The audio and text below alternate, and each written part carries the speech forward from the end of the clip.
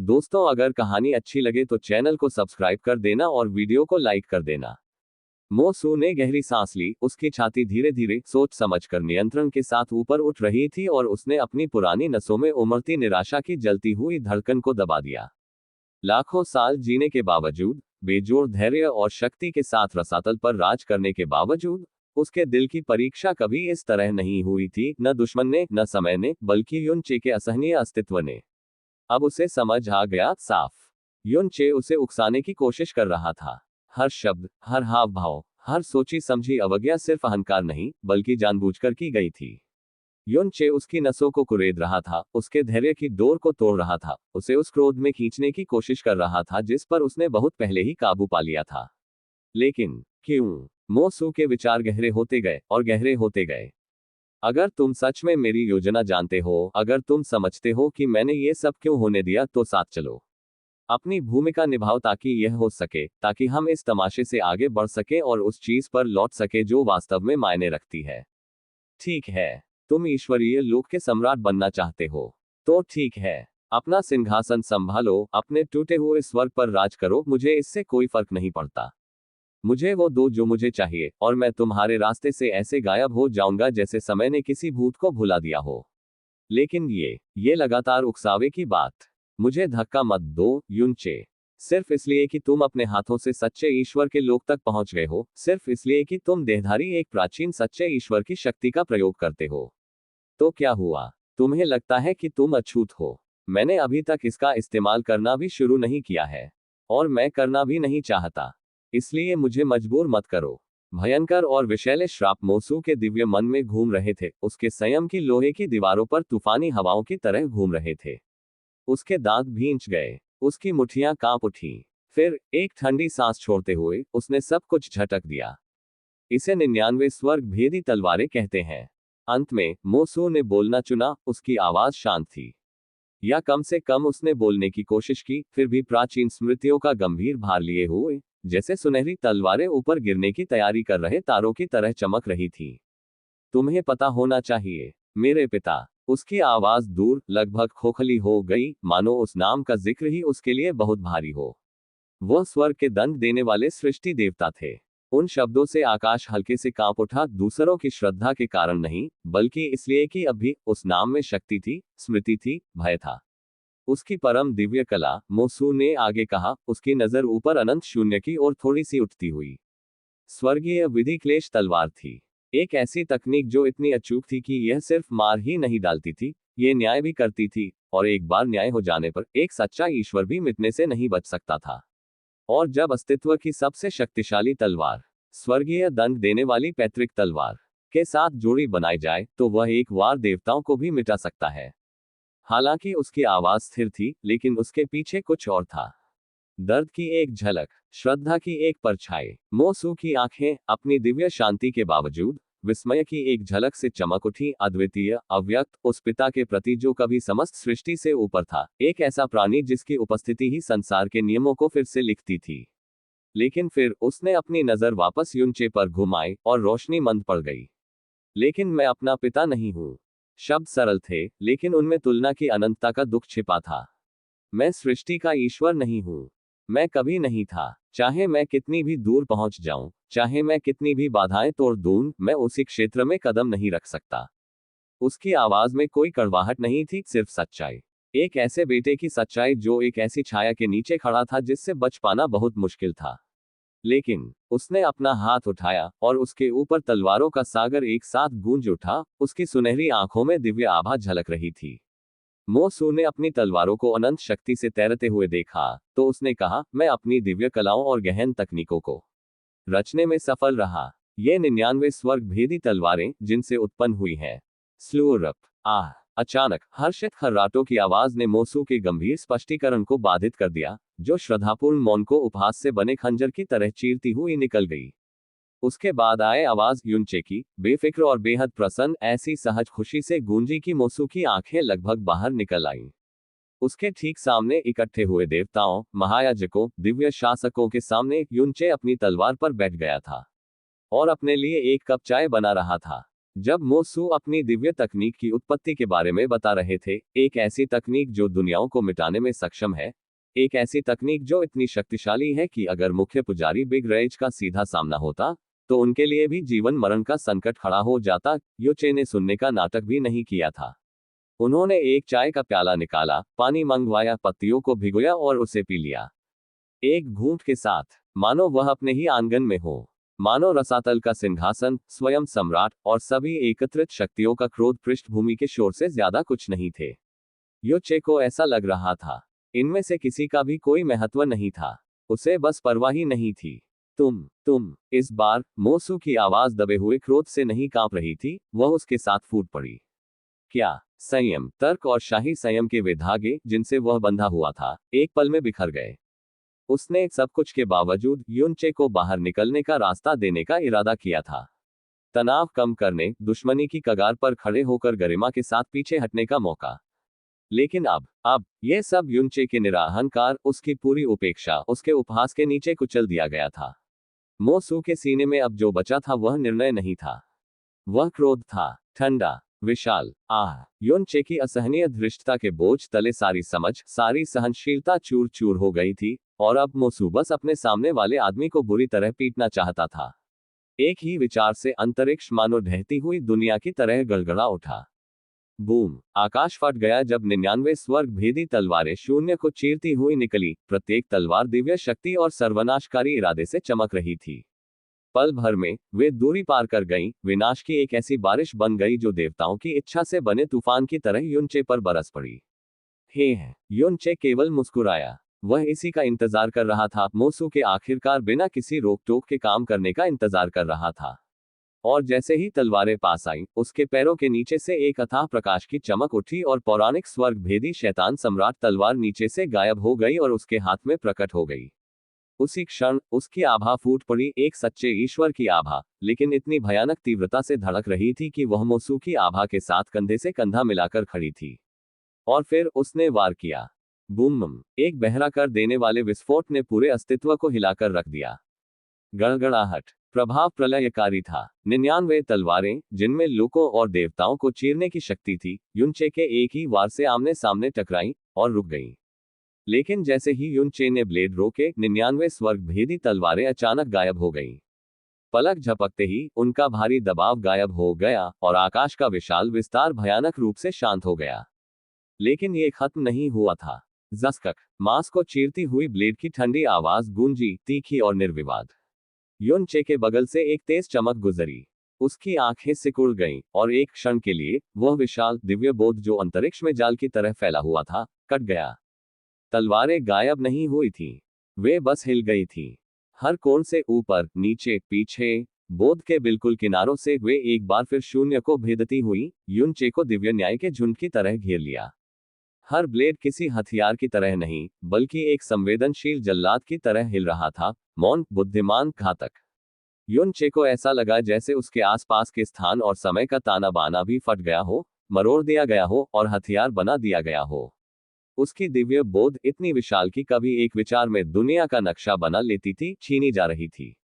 यह दिव्य तकनीक जो मैंने बनाई है, ऐसी चीज नहीं है जिसे आप इतनी आसानी से रोक सकें। मोसू की आवाज गूंजी, ठंडी और बेरहम, हवा और युनचे के मन में समान रूप से गूंज रही थी। हर तलवार की अपनी एक इच्छा होती है, वे अंतरिक्ष को चीरती हैं, वे बोध को भेदती हैं। चाहे आप कितने भी तेज हों, चाहे आपकी दिव्य अनुभूति कितनी भी विशाल क्यों न हो, आप इसे आते हुए नहीं देख पाएंगे। और फिर जैसे ही तलवारें एक बार फिर से घिर गईं, हवा में कुंडलित ड्रैगन की तरह कसती गईं, मोसू की आवाज युनचे की आत्मा में गूंज उठी, शांत लेकिन निरपेक्ष।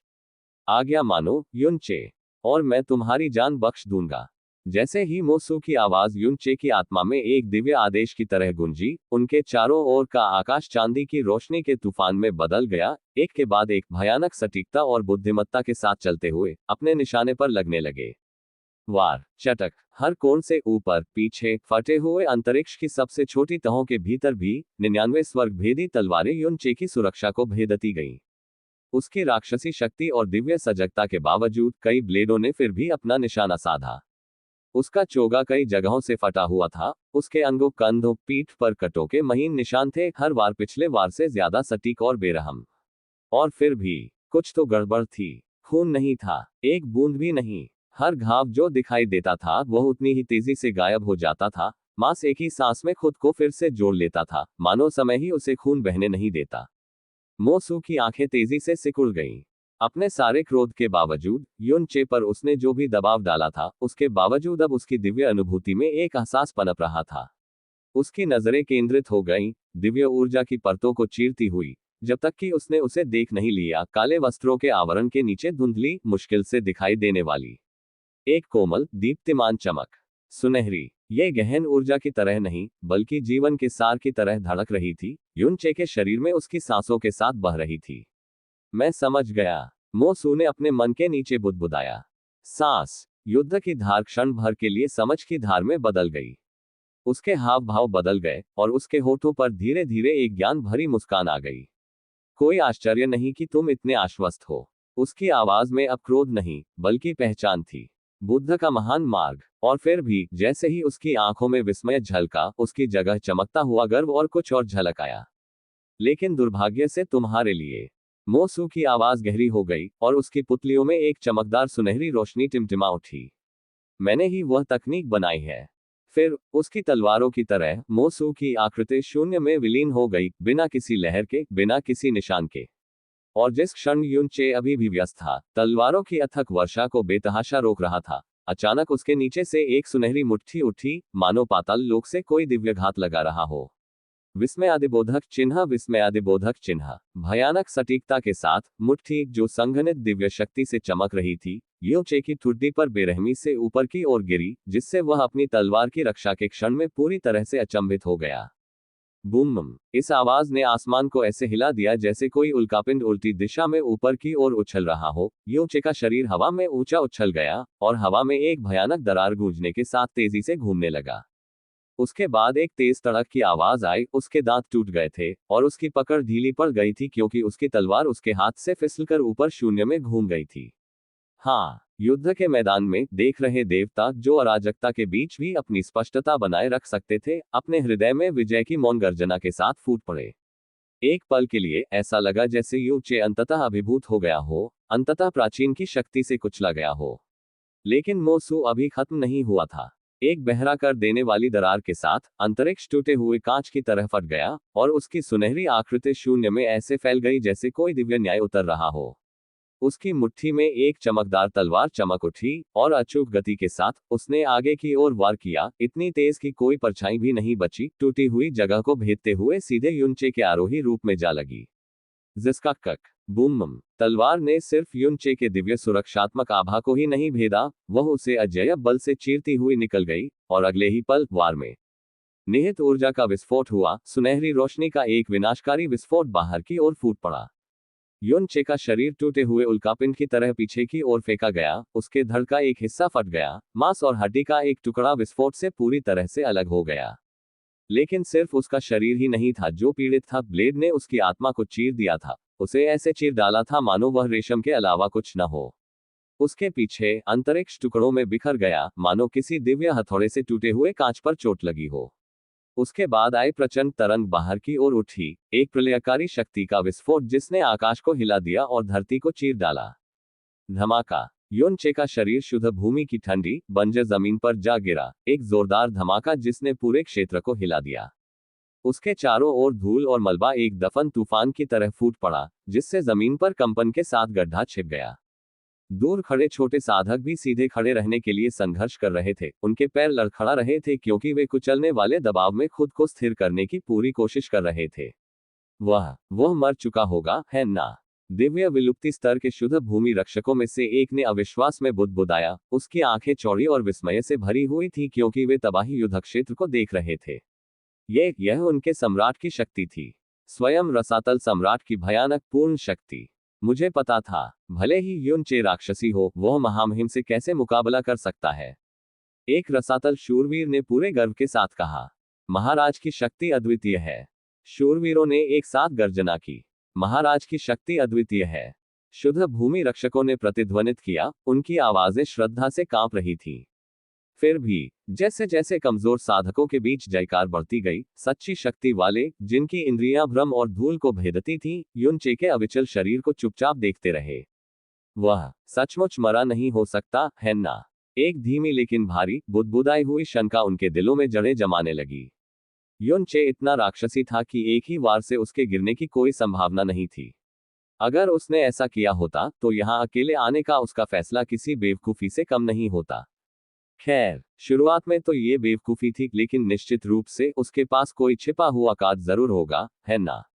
और जैसा कि कई देवताओं को शक होने लगा था, उसके पास था भी। तमाम तर्कों के विपरीत, शरीर के कुछ हिस्से फटे होने के बावजूद, युनचे का घायल शरीर हिलने लगा। धीरे धीरे दर्द से उसने खुद को टूटी हुई जमीन से ऊपर उठाया। उसका शरीर एक चकाचौंध कर देने वाली सुनहरी चमक से जगमगा उठा, जो हर सांस के साथ और भी चमकदार होती जा रही थी।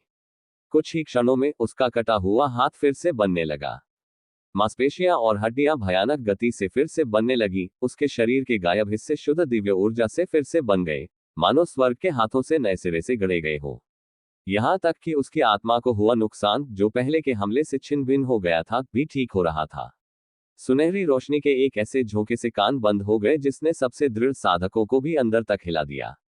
उद्धरण चिन्ह प्रश्नवाचक चिन्ह प्रश्नवाचक चिन्ह उद्धरण चिन्ह। ऊपर मोसू की निगाहें धुंधली पड़ गईं, उसकी सुनहरी आंखें सिकुड़ गईं, क्योंकि वह नीचे घटित हो रहे असंभव दृश्य को देख रहा था। कुछ गड़बड़ थी। वह, जिसने व्यक्तिगत रूप से बुद्ध के महान मार्ग का निर्माण किया था, उसकी हर सीमा, उसके हर नियम और सीमा को जानता था। और जो वह देख रहा था, वह उनके भीतर नहीं था। युनचे से बह रही सुनहरी चमक, उसमें बुद्ध के महान मार्ग के 8वें चरण का चिन्ह था। उसमें इतनी तीव्र गति से इतने गंभीर घावों को पुनर्जीवित करने की शक्ति नहीं होनी चाहिए, नहीं हो सकती थी। न शरीर, न आत्मा। और फिर भी युनचे फिर से खड़ा था, संपूर्ण, निडर, प्रकाश से जलता हुआ। और क्यों तुम्हारा खून नहीं बह रहा है? इतनी सारी चोटों के साथ मुझे खून की एक भी बूंद क्यों नहीं दिख रही है? फिर भी मोसू ने अपनी उलझन को दूर कर दिया। जवाबों के लिए बाद में समय होगा, अभी कार्रवाई ही मायने रखती थी। युनचे अपनी चिकित्सा पूरी तरह पूरी कर पाता, इससे पहले कि वह एक और सांस भी ले पाता, मोसू वहां पहले से ही मौजूद था। दिव्य प्रतिशोध की तरह टूटे हुए अंतरिक्ष से फूटते हुए, उसका आकार न्याय के धूमकेतु की तरह चमक उठा। उसकी गति विचार को भी चुनौती देती थी, प्रकाश को भी मात देती थी, और उसकी उपस्थिति हजारों सूर्यों से भी ज्यादा गर्म युनचे पर ऐसे टूट पड़ी जैसे कोई प्रलय का प्रलय हो गया हो। उसकी मुट्ठी, जो दीप्तिमान स्वर्णिम दिव्य शक्ति से लिपटी थी, युनचे पर टूट पड़ी, एक प्रहार की तरह नहीं, बल्कि एक आदेश की तरह, एक सम्राट की विनाश की इच्छा। मोसू के पीछे उसके अलौकिक लोक हिलने लगे, नियमों में प्रकट होने लगे, प्रत्येक अकल्पनीय शक्ति से स्पंदित। जैसे ही वे दिव्य नियम सामंजस्य में आए, उन्होंने एक ऐसी भयानक शक्ति को जन्म दिया कि उसके चारों ओर की हवा घूम गई और गरजने लगी। ये सब उसकी भीगी हुई सुनहरी मुट्ठी में उमड़ पड़ा, एक ऐसी शक्ति जो अपने रास्ते में आने वाली किसी भी चीज को नष्ट कर सकती थी। स्वर्ग दंड क्रोध देवता की मुट्ठी। उस क्षण मोसू के पूरे शरीर से क्रोध देवता की दिव्य शक्ति का संचार हुआ। उसने अपना निर्णय ले लिया था, इसे अभी और यहीं समाप्त करने का। बिना किसी हिचकिचाहट के उसने अपनी पूरी शक्ति, अपने नियमों का 100% और दिव्य शक्ति की हर बूंद जो वह जुटा सकता था, उसे प्रकट कर दिया। ये सब उस अनोखी मुट्ठी में उमड़ पड़ा, जो अब इतनी भयानक चमक से चमक रही थी कि ऐसा लग रहा था मानो वह पूरी सृष्टि को भेद देगी। तुम्हें इससे बचकर निकलना चाहिए, युनचे। मोसू के मन में आखिरी विचार आया, ठीक उससे पहले कि भय की एक अपरिचित ठंड अचानक उसकी रीढ़ में रेंग गई। चंद्रमा तारा पुनर्स्थापना। जैसे ही सुनहरी मुट्ठी दिव्य क्रोध से चटकती हुई करीब आई, स्वर्ग निर्माण शैतान सम्राट तलवार अचानक युनचे के हाथ में प्रकट हो गई। उसका उदय इतना तेज था, मोसू की अपनी गति से भी तेज, कि मानो समय को ही चुनौती दे रहा हो। बिना एक पल भी रुके, युनचे ने तलवार आगे की ओर घुमाई। बूम! सुनहरी मुट्ठी उस काले पारलौकिक ब्लेड से टकराए, और उसी क्षण सब कुछ थम गया। मोसू की गति, उसकी शक्ति, उसके नियम, यहां तक कि उसके विचार सब जम गए। समय के एक छोटे से टुकड़े में, जो केवल धड़कनों के बीच ही था, उसके दिव्य प्रहार को बढ़ावा देने वाले नियम पीछे की ओर मुड़ गए, हिंसक रूप से पीछे हट गए। क्रोध देवता द्वारा सशक्त उसकी विनाशक मुट्ठी की पूरी शक्ति को अस्वीकार कर दिया गया, प्रतिकर्षित किया गया और उस पर वापस कर दिया गया। बूम! क्रैक उभे। मो सू का शरीर पीछे की ओर उछल गया, उसका शरीर टूटे हुए धूमकेतु की तरह उछल रहा था, उसके पीछे खून की लंबी भयानक धारें बन रही थी। वह आकाश में उड़ता हुआ किलेबंद दिव्य अवरोधों से हिंसक रूप से टकराया। बूम! इस टक्कर से एक विशाल विस्फोट हुआ, जिसके बल से आकाश हिल गया। प्राचीन सच्चे देवताओं के मुंह से खून निकला, उनके शरीर बल से लड़खड़ा गए। यहां तक कि सच्चे देवताओं को भी अपनी दृष्टि धुंधली महसूस हुई, क्योंकि उनके होठों से खून टपक रहा था। चूंकि उन्होंने अवरोधों को बनाने और बनाए रखने के लिए अपनी दिव्य शक्तियों का उपयोग किया था, इसलिए उन पर पड़ने वाला कोई भी बल उनके शरीर में भी प्रभाव की लहरें भेजता था। मो सू के हमले की शक्ति इतनी भयानक थी।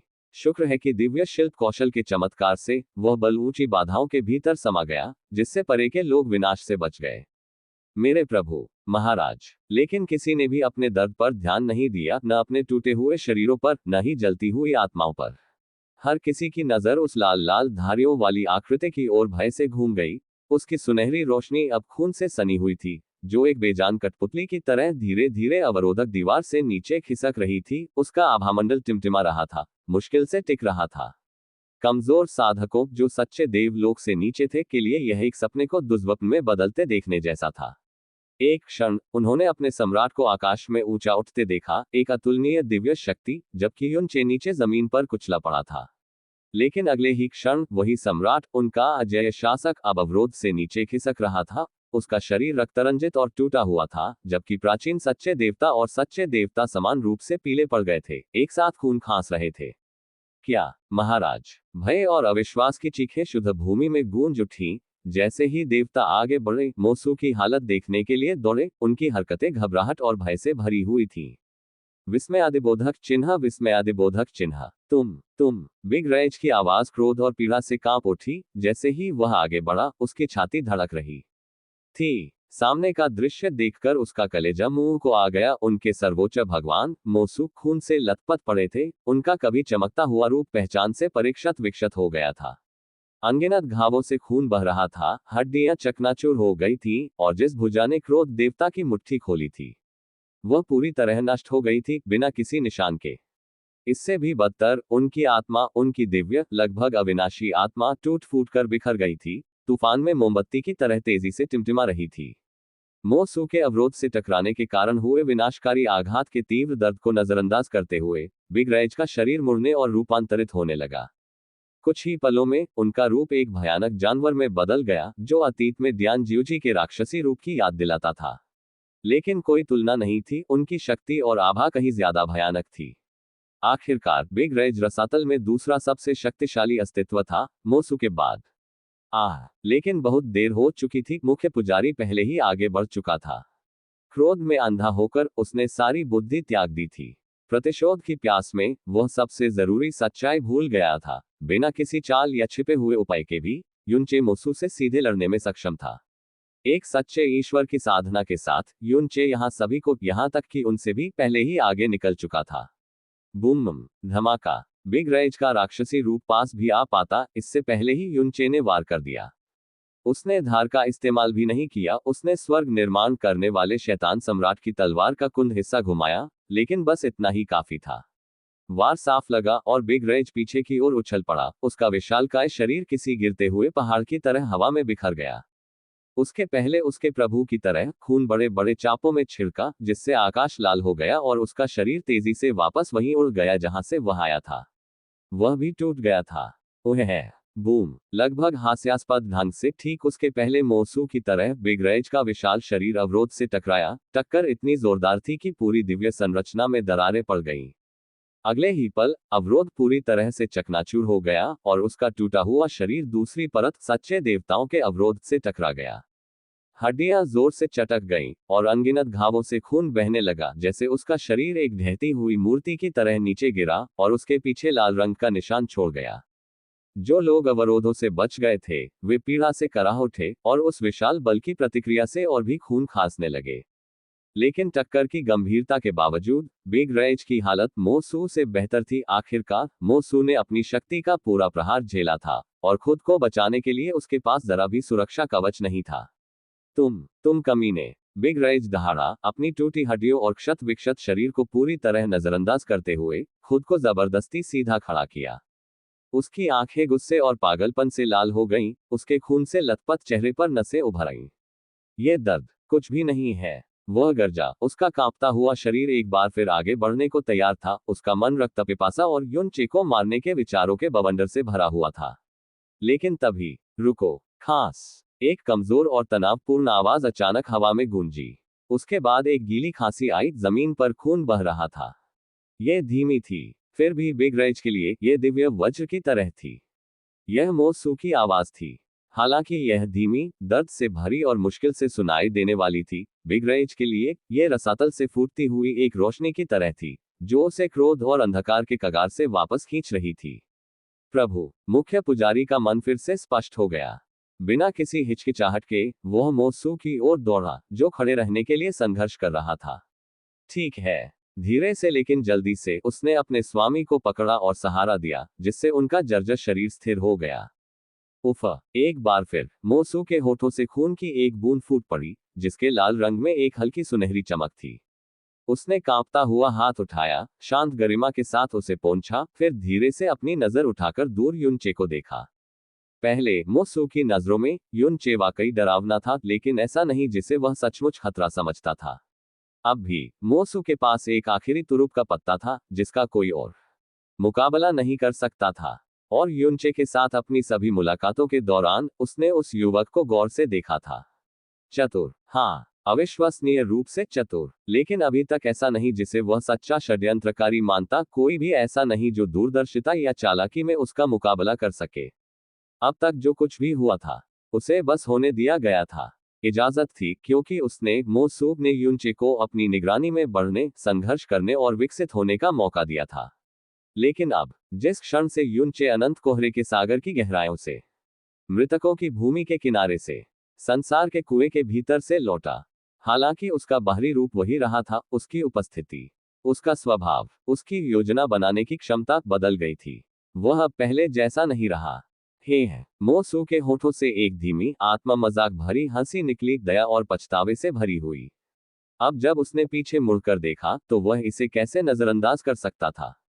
जो कुछ भी हुआ था, हर उकसावा, हर अपमान, हर लापरवाही, सब युनचे की योजना का हिस्सा था। तत्वों के सृजन देवता से अच्छी तरह परिचित होने के नाते, मोसू, हालांकि अपने बड़े भाई की शक्ति से पूरी तरह वाकिफ नहीं थे, उन्होंने कम से कम उस तकनीक चंद्रमा तारा पुनर्स्थापना के बारे में तो सुना ही था। एक दिव्य कला जो सृष्टि के देवता के स्तर से नीचे के किसी भी नियम या शक्ति को उलटने और परावर्तित करने में सक्षम है। चाहे वह शक्ति कितनी भी प्रबल क्यों ना हो, वह प्रयोगकर्ता पर ही पलट जाती, जिससे वह सृष्टि के देवता के दायरे से नीचे के सभी लोगों के विरुद्ध एक आदर्श प्रतिकार बन जाती। काश वह क्रोध से ग्रस्त न होता, काश वह शांत रहता, तो शायद उसे इसका पता चल जाता। लेकिन युनचे को इस बात का भरोसा था, इसलिए वे सभी अपमानजनक कृत्य, वे बेपरवाह प्रहार जानबूझकर किए गए थे। ये सब इसी परिणाम को भड़काने के लिए थे। हा हा हा हा हा। धीमी हंसी खुलकर हंसी में बदल गई, आत्मा उपहास से भरी एक हंसी, जो खून से सनी हवा में खोखली गूंज रही थी। मोसू ने कांपते हुए हाथ उठाया, अपने मुंह से लाल निशान पोंछते हुए, जैसे ही उसका शरीर एक चमकदार सुनहरी चमक से चमकने लगा, लगभग वैसी ही जैसी युनचे ने पहले दिखाई थी। वह बुद्ध के महान मार्ग के रूप में जानी जाने वाली दिव्य कला के रचयिता, पहले ही तकनीक की चरम सीमा तक पहुंच चुके हैं। ये चोटें चाहे कितनी भी गंभीर क्यों न हो, ठीक हो सकती थी। गड़गड़ाहट, जैसे ही एक दिव्य दबाव बाहर की ओर बढ़ा, आकाश सुनहरा हो गया। मोसू की आत्मा की गहराई में एक भव्य दिव्य शिवालय घूमने लगा, जिसकी गति से एक प्राचीन शक्ति का संचार हो रहा था और दिव्य चमक फैल रही थी। प्रत्येक घूर्णन से उसके शरीर में शक्ति की तरंगे प्रवाहित हो रही थीं, जिससे वह तेजी से ठीक हो रहा था, देह और आत्मा दोनों। उसका दिव्य शरीर आश्चर्यजनक गति से ठीक हो रहा था, टूटी हड्डियां जुड़ रही थीं और फटा हुआ मांस ठीक हो रहा था, क्योंकि दिव्य ऊर्जा उसके भीतर निरंतर प्रवाहित हो रही थी। यहां तक कि उसकी क्षतिग्रस्त आत्मा भी स्थिर होने लगी, पवित्र प्रकाश से मंद रूप से चमक रही थी। प्रभु की रक्षा करो, मुख्य पुजारी की आवाज पूरे आकाश में गूंज उठी। तुरंत वान दाओ, लियू शियो और अन्य देवता गति में आ गए और मोसू के चारों ओर दिव्य अवरोधों की एक नई श्रृंखला बना दी, ताकि जब तक वह ठीक न हो जाए, उसे सुरक्षित रख सके। और फिर भी युनचे नहीं हिला। वह आकाश में स्थिर खड़ा रहा, ऊपर मंडराता रहा, उसकी निगाहें मोसू पर ठंडी सी टिकी रहीं। उसने कोई और हमला नहीं किया। उसने उसे समय दिया। तो बुद्ध के महान मार्ग का 12वां चरण वास्तव में ऐसा ही दिखता है। युन चे ने मन ही मन बुदबुदाया, उसकी आवाज शांत और तटस्थ थी। दूसरों को मो सू की रिकवरी की गति चमत्कारी लगती, लेकिन युन चे की नजर में यह एक स्तर धीमी थी, काफी धीमी। मो सू 12वें चरण पर है, जबकि वह सिर्फ 8वें चरण पर है, फिर भी उसकी रिकवरी मो सू से पहले ही आगे निकल चुकी है। लगता है मेरी रिकवरी की गति शून्य शरीर से जुड़ी है। इस एहसास के साथ युन चे ने और कुछ नहीं कहा, बस चुपचाप देखता रहा। उसकी अभिव्यक्ति अस्पष्ट थी क्योंकि मोसू धीरे धीरे खुद को फिर से जोड़ रहा था। समय बीतता गया। जो दूसरों को कुछ पल लगता था, युन चे को अनंत काल जैसा लगता था, क्योंकि वह हर सांस, ऊर्जा की हर धड़कन को देख रहा था। और अंततः आखिरकार मोसू का दिव्य शरीर पूरी तरह से स्वस्थ हो गया। हालांकि उसकी आत्मा अभी पूरी तरह से ठीक नहीं हो पाई थी, लेकिन वह स्थिर हो गई थी, अब न तो टूट रही थी, न ही खतरे में। फिर जैसे जैसे दिव्य आभा फीकी पड़ने लगी, सुनहरा आकाश धीरे धीरे अपने प्राकृतिक रंग में लौट आया। चमक मंद पड़ गई और सूरज की रोशनी की जानी पहचानी गर्माहट एक बार फिर बादलों को चीरती हुई दिखाई देने लगी। मोसू ने अपनी आंखें खोली। अनगिनत जटिल भावनाओं से भरी उसकी निगाहें धीरे धीरे ऊपर मंडराते युन चे के आकार से मिलने के लिए उठी। उसके मन में बहुत कुछ चल रहा था, क्रोध, सम्मान, भ्रम और कुछ और जिसे वह अभी तक परिभाषित नहीं कर पाया था। क्यों? क्या तुमने हमला नहीं किया? मो सू ने आखिरकार पूछा। उसकी आवाज शांत लेकिन भारी थी। उसने उम्मीद की थी कि युन चे उस समय हमला करेगा जब वह कमजोर था, उसे संभलने से पहले ही कुचल देगा। लेकिन युन चे हिला तक नहीं। वह बस देखता रहा। अगर यह किसी और समय होता तो मो सू इसे अहंकार समझकर खारिज कर देता, लेकिन अब युन चे अलग था। उसकी नजर में युन चे बदल गया था। क्योंकि इस सम्राट को इसकी कोई जरूरत नहीं है, युन चे ने जवाब दिया। उसकी आवाज ठंडी, शांत और पूरी तरह से आज्ञाकारी थी। भले ही तुम 100 बार और संभल जाओ, यह सम्राट तुम्हें हर बार हरा सकता है। शब्द हवा में ब्लेड की तरह चुभ गए। मो सू ने जवाब में कुछ नहीं कहा। एक बार के लिए उसके पास कोई खंडन नहीं था, केवल मौन। उसके आसपास अन्य देवता शांत क्रोध में उबल रहे थे। उनकी आंखें घृणा से जल रही थी जब वे युन चे की ओर मुड़े, लेकिन उनमें से किसी ने भी हिलने की हिम्मत नहीं की। उनकी आंखों में अभी भी जलता हुआ क्रोध देखकर युन चे धीरे धीरे बोला, तुम शायद सोच रहे होगे कि इस सम्राट ने कोई गड़बड़ की है, कि मैंने तुम्हारे सम्राट को धोखे से क्रोधित किया और कोई अनुचित तकनीक अपनाई है ना। उसकी आवाज ऊपर से गूंजी, शांत मगर भारी, खामोश पवित्र भूमि में गूंज रही थी। अनगिनत निगाहें, जो अभी भी घृणा और अविश्वास से भरी थीं, उसकी ओर झपटी। एक पल के लिए किसी ने जवाब नहीं दिया। फिर वह सही, एक निर्भीक दर्शक के मुंह से एक धीमी बुदबुदाहट निकली। एक आवाज 2 हो गई, फिर 3, फिर और, तुमने धोखा दिया, तुमने महामहिम को धोखा दिया। आवाजें ज्वार की तरह उठी, हर आवाज पिछली से ज्यादा आक्रोशपूर्ण। हवा गुस्से और इनकार से गूंज रही थी। हार की कड़वाहट भक्तों के दिलों में उतर रही थी। और वे गलत नहीं थे, सब यही सोच रहे थे। भले ही उनमें से ज्यादातर लोग युन चे द्वारा इस्तेमाल की गई तकनीक को नहीं समझ पाए थे, लेकिन वे सभी इसे महसूस कर सकते थे। मोसू अपनी ही शक्ति से मारा गया था। उसका विनाशकारी प्रहार उसे, यह कोई निष्पक्ष लड़ाई नहीं थी।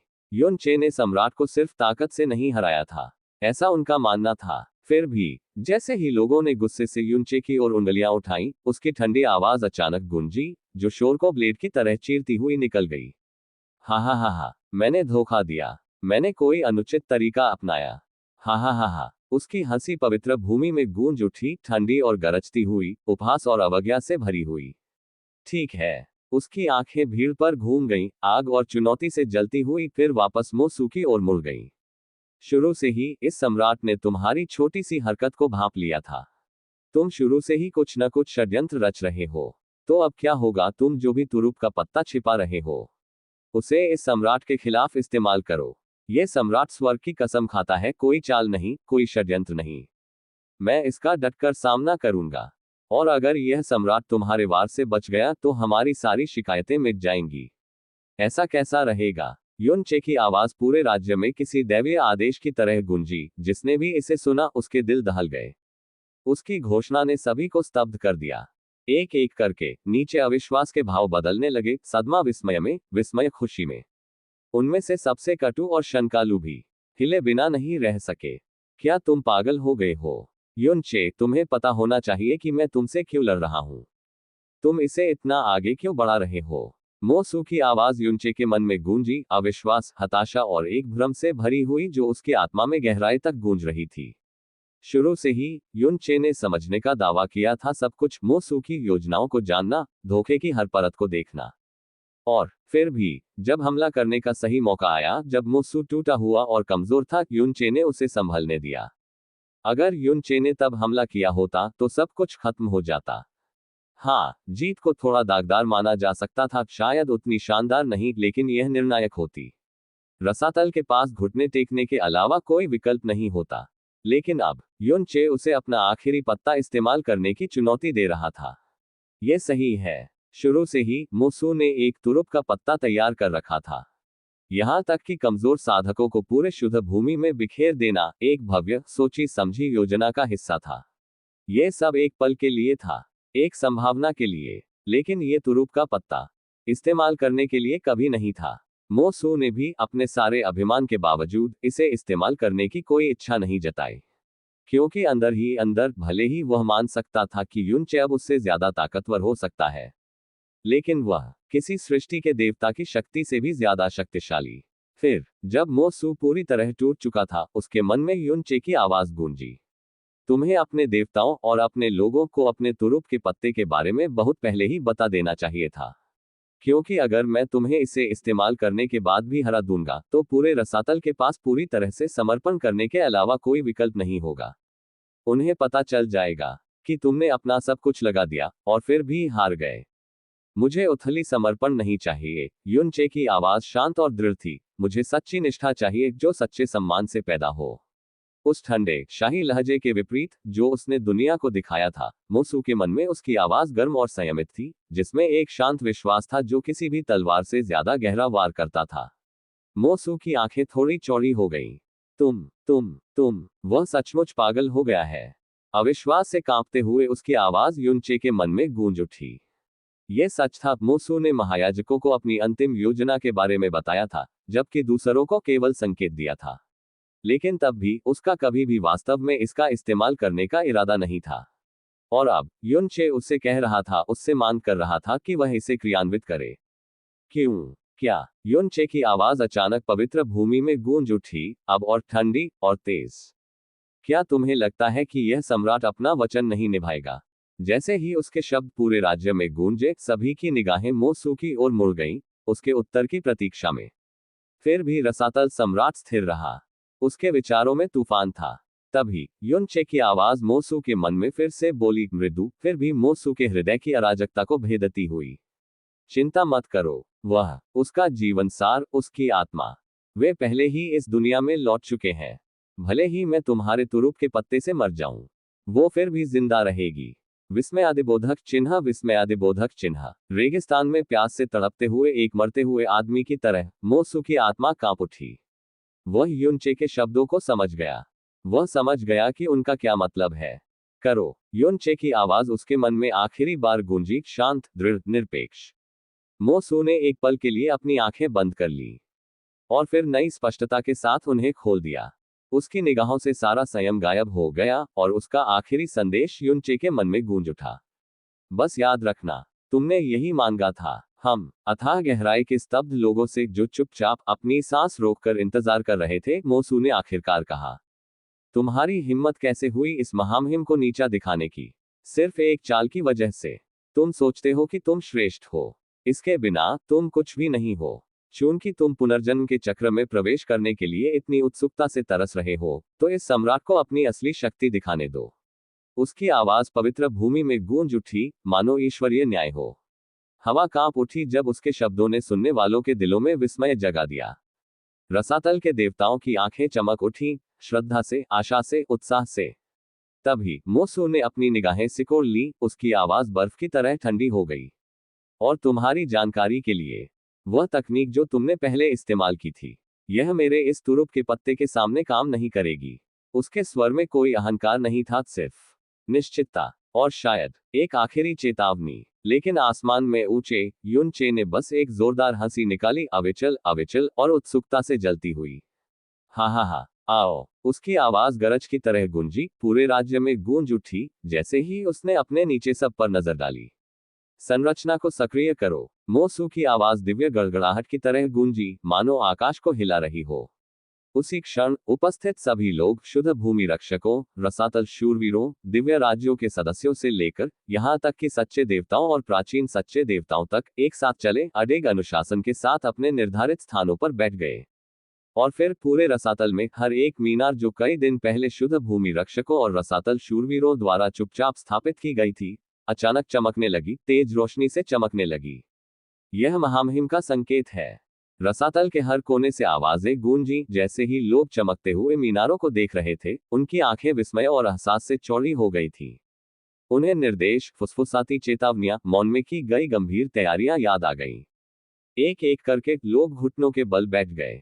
पुराना या जवान, स्वस्थ या घायल, कमजोर या मजबूत, इससे कोई फर्क नहीं पड़ता था। वे सब घुटनों के बल गिर पड़े और पूरी एकता में उन्होंने अपने रसातल सम्राट की स्तुति की, शब्दों से नहीं, बल्कि मौन श्रद्धा से, जिसने पूरे राज्य को भर दिया।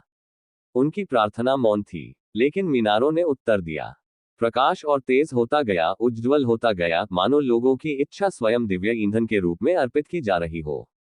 फिर वापस पवित्र भूमि में रंबली। जैसे ही भव्य संरचना जीवंत हुई, आकाश जोर से हिल उठा।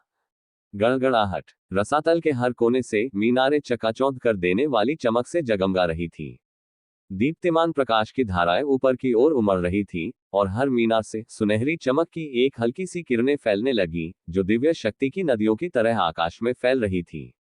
प्रकाश इतना तीव्र था कि वह कमतर प्राणियों की आंखों को भी अंधा कर सकता था, फिर भी नश्वर साधकों के लिए यह पूरी तरह से अदृश्य था। शुद्ध भूमि के भीतर भी दिव्य सीमित क्षेत्र के लोगों को कुछ भी दिखाई नहीं दे रहा था।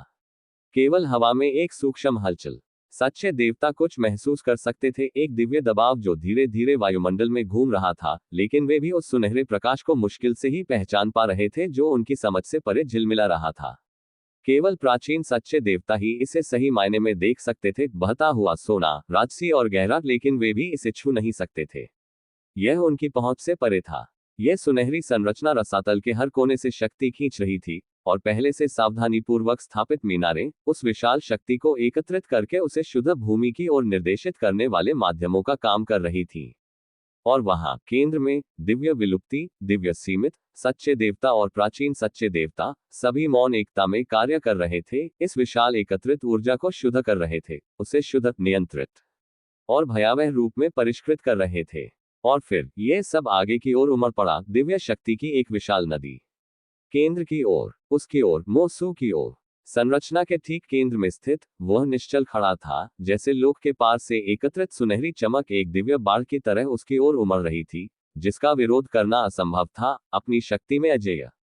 गड़गड़ाहट, धमाका। युनचे की आंखों में पवित्र भूमि पर डूबते सूरज की लालिमा पूरी तरह से गायब हो गई, आकाश और धरती पर छाए सोने के विशाल ज्वार में समा गई। दूसरों के लिए यह दिव्य दृश्य छिपा हुआ था, लेकिन युनचे, उसने ये सब देखा। तो यह विश्वास है, युनचे बुदबुदाया, उसकी आवाज मुश्किल से सुनाई दे रही थी क्योंकि वह मोसू में उमड़ते सुनहरे तेज के तूफान को देख रहा था। हाँ, यह सुनहरा प्रकाश मात्र ऊर्जा नहीं था, यह रसातल का सामूहिक विश्वास था। एक पूरे विश्व का विश्वास, भक्ति, श्रद्धा, विश्वास एक ही सत्ता में प्रवाहित हो गया। भले ही कुख्यात कोहरा सम्राट युनचे ने अपने नाम से रसातल को हिला दिया था, भले ही उसके उदय ने पूरे राज्य में भय फैला दिया था, फिर भी लोगों के दिल अपने सम्राट के प्रति अडिग रहे। मोसू में उनका विश्वास कभी डगमगाया नहीं। आखिरकार युनचे चाहे कितना भी भयानक क्यों ना हो गया हो, वह हमेशा मोसू से भागता रहा था। उनके लिए यही सब मायने रखता था। और अब वह अडिग आस्था उस संरचना में खींची जा रही थी, उसके नियम लोगों की आत्माओं का भार उठाने के लिए विकृत हो गए थे और उनके सम्राट को अर्पित किए जा रहे थे। इस चकाचौंध भरे सुनहरे तूफान में मोसू की घायल आत्मा भयानक गति से ठीक हो रही थी। उसका सार जो कभी फटा और बिखरा हुआ था, अब रसातल की इच्छा से ही पुनर्जीवित हो रहा था। शुरू से ही जब से युनचे आया था, आत्मा की उसकी गहरी समझ, उसकी दिव्य अंतर्दृष्टि के साथ उसे पहले ही सच्चाई दिखा चुकी थी, मोसू अपनी चरम शक्ति पर नहीं था। युनचे ने इसे तुरंत समझ लिया। हालांकि भयानक धूसर ज्वाला बहुत पहले ही गायब हो चुकी थी, लेकिन मोसू की आत्मा पर उसके द्वारा छोड़े गए घाव नहीं गए थे। आत्मा की चोटें इतनी आसानी से ठीक नहीं होती, मोसू के स्तर के किसी व्यक्ति के लिए भी नहीं। मोसू इस पूरे समय लड़ रहा था अपनी पूरी ताकत से नहीं, बल्कि एक टूटी हुई आत्मा से। एक नजर में ही युन चे ने उसे पहचान लिया था। और उसके बाद जो कुछ भी हुआ, उसने सिर्फ उसी बात की पुष्टि की जो वह पहले से जानता था। युन चे भी समझ गया था कि मोसू क्या चाहता है। लेकिन असली सवाल ये था, क्या मोसू समझ पाया था कि युन चे क्या चाहता है? अगर युन चे मोसू को उसी हालत में हरा देता जैसे वह अभी था, अपनी पूरी ताकत का इस्तेमाल करने में असमर्थ, तो हाँ, मोसू तब भी कृतज्ञता महसूस करता। वह युन चे को उसकी आत्मा लौटाने के लिए सम्मान देता और शायद कर्तव्य और ऋण के नाते वफादारी की प्रतिज्ञा करता। लेकिन उस तरह की वफादारी कृतज्ञता से पैदा होती थी। यह एक प्रतिदान था, श्रद्धा नहीं। और युन चे जो चाहता था वह दायित्व से उपजा समर्पण नहीं था। वह कुछ और गहरा चाहता था। सच्ची वफादारी, सच्ची समर्पण, वह जो सिर्फ विस्मय से आती है, सम्मान से। एक ऐसी आत्मा से जो इसलिए नहीं झुकती क्योंकि उसे झुकना ही है, बल्कि इसलिए क्योंकि वह विश्वास करती है। मोसू को उसके चरम शिखर पर, जब उसने कुछ भी नहीं रोका था, पराजित करके ही मोसू और उसके माध्यम से पूरा रसातल सच्चे तौर पर युनचे के सामने झुक सकता था। यही कारण था, शुरू से ही युनचे का हर कदम मोसू को पूरी ताकत लगाने के लिए प्रेरित कर रहा था। उसे अपनी ताकत में अंतर पहचानने के लिए मजबूर करने के लिए, उसे अपना सब कुछ इस्तेमाल करने के लिए मजबूर करने के लिए, यहां तक कि उस तुरुप के पत्ते को भी जिसे वह कभी इस्तेमाल नहीं करना चाहता था। ये सब इस क्षण तक ले आया। जैसे ही वह सुनहरी चमक जो कभी आकाश में छाई हुई थी, अंततः फीकी पड़ने लगी, उसकी चकाचौंध कर देने वाली चमक धीरे धीरे कम होने लगी। युनचे चुपचाप आकाश में खड़ा था, उसकी नजरें उस सबके केंद्र में स्थित आकृति पर टिकी थी। मोसू ने धीरे से अपनी आंखें खोली। उसके पीछे अलौकिक दुनियाएं एक बार फिर प्रकट होने लगी, उनकी चमक विशाल और अंतहीन थी। लेकिन इस बार कुछ अलग था। अगर कोई गौर से देखे तो उसे न केवल मूल दुनियाएं दिखाई देंगी, बल्कि अब कई और अतिरिक्त दुनियाएं, नई शक्ति से निर्मित और दमकते हुए। इन नए लोकों में से प्रत्येक विशिष्ट नियमों से स्पंदित था, ऐसे नियम जिन्हें युनचे तुरंत पहचान सकता था। वे उच्च पुजारियों के थे। ये साधारण दिव्य नियम नहीं थे, ये प्राचीन सच्चे देवताओं के उन्हीं नियमों से गढ़े गए थे जो मोसू के अधीन सेवा करते थे। उनकी शक्ति अब उसकी अपनी शक्ति में समाहित हो गई थी। उस दिन से लेकर अब तक लाखों साल बीत चुके हैं। ये सोचकर कि मुझे इसे फिर से इस्तेमाल करना पड़ेगा, मोसू ने खुद से बुदबुदाया। उसकी आवाज धीमी और दूर से थी, जैसे उसके शरीर में शक्ति का एक प्रवाह उमड़ पड़ा, एक ऐसी प्रचंड शक्ति जो युगों से सुप्त थी। इसके साथ ही यादें भी आईं, दांतेदार और पीड़ादायक, उस अतीत के टुकड़े जिन्हें उसने दफनाने की पूरी कोशिश की थी। उसकी आंखें गहरी हो गईं। फिर भी उसने दर्द को दबा दिया, उसे दबाते हुए खामोशी में बदल दिया। उन यादों के अवशेषों को झटकते हुए मोसू ने अपनी नजरें उठाई। उस क्षण पवित्र भूमि पर शासन करने वाले कमजोर दिव्य नियम कांप उठे। उसके दिव्य दबाव से संसार ही पीछे हट गया। उसकी गहरी और प्राचीन आंखें क्षितिज पर घूम गईं, और वास्तविकता उनके भार तले झुक गई। आह आह, अब जब रचना पूरी हो गई तो उपस्थित लोगों के स्तब्ध मन धीरे धीरे सचेत हो गए। लेकिन जैसे ही उन्होंने अपने प्रभु की ओर देखा, उनके दर्शन, उनके दिव्य रूप का पुनर्तः जागृत होना ने उनकी आत्माओं में कंपन पैदा कर दिया। ऐसा लग रहा था मानो केवल नश्वर प्राणी ही अस्तित्व में एकमात्र सच्चे ईश्वर को निहार रहे हो। पहले केवल कमजोर साधना वाले ही किसी बहुत उच्च शक्ति वाले व्यक्ति को देखकर कांप उठते थे, लेकिन इस बार प्राचीन सच्चे देवताओं ने भी इसे महसूस किया। वे जानते थे, वे सफल हुए थे, संपूर्ण रसातल की आस्था को एकत्रित करके और उसे एक ही पात्र में, अपने एकमात्र प्रभु में उंडेल कर मोसू ने पार कर लिया था। वह असीम आस्था दिव्य शक्ति बन गई थी, जिसने उसके शरीर और आत्मा को सभी शेष घावों से मुक्त कर दिया था। और उस शुद्ध पात्र के साथ वह नियमों को आत्मसात करता रहा, उन्हें विलीन करता रहा, उन्हें मोड़ता रहा और उनकी शक्ति को अपने में प्रकट करता रहा। मोसू एक बिल्कुल नए क्षेत्र में कदम रख चुका था, एक ऐसा क्षेत्र जहां पहले कभी किसी ने कदम नहीं रखा था। एक ऐसा क्षेत्र जो सच्चे देवताओं से भी परे था। फिर भी इस अकल्पनीय उत्थान के बावजूद ये केवल अस्थायी था। यह अवस्था स्थायी नहीं थी। अंततः ये लुप्त हो जाएगी और उसका शरीर अपनी पूर्व सीमाओं में लौट आएगा। लेकिन अभी के लिए यह पर्याप्त था, आकाश के नीचे मौजूद सभी चीजों को कुचलने के लिए पर्याप्त, दुनिया के लिए अपने शक्तिशाली सम्राट की असली ताकत देखने के लिए पर्याप्त। यह मोसू की असली शक्ति है। सभी नश्वर अपने मूल में हिल गए। जैसे ही मोसू ने केवल एक हाथ उठाया, इतनी सहजता से, इतनी शांति से, जो एक सामान्य गति होनी चाहिए थी, वह एक जबरदस्त असीम दबाव के साथ फूट पड़ी। गहन ऊर्जा का एक उभार शून्य में बह गया, जो रसातल ने अब तक देखी गई किसी भी चीज से कहीं बढ़कर था। और फिर पानी की तरह तरल लेकिन नियति की तरह निरपेक्ष गति से एक अवरोध ने आकार लिया, विशाल, अचल और दोषरहित। यह चुपचाप प्रकट हुआ, अपने पीछे सभी देवताओं और साधकों को ढालते हुए।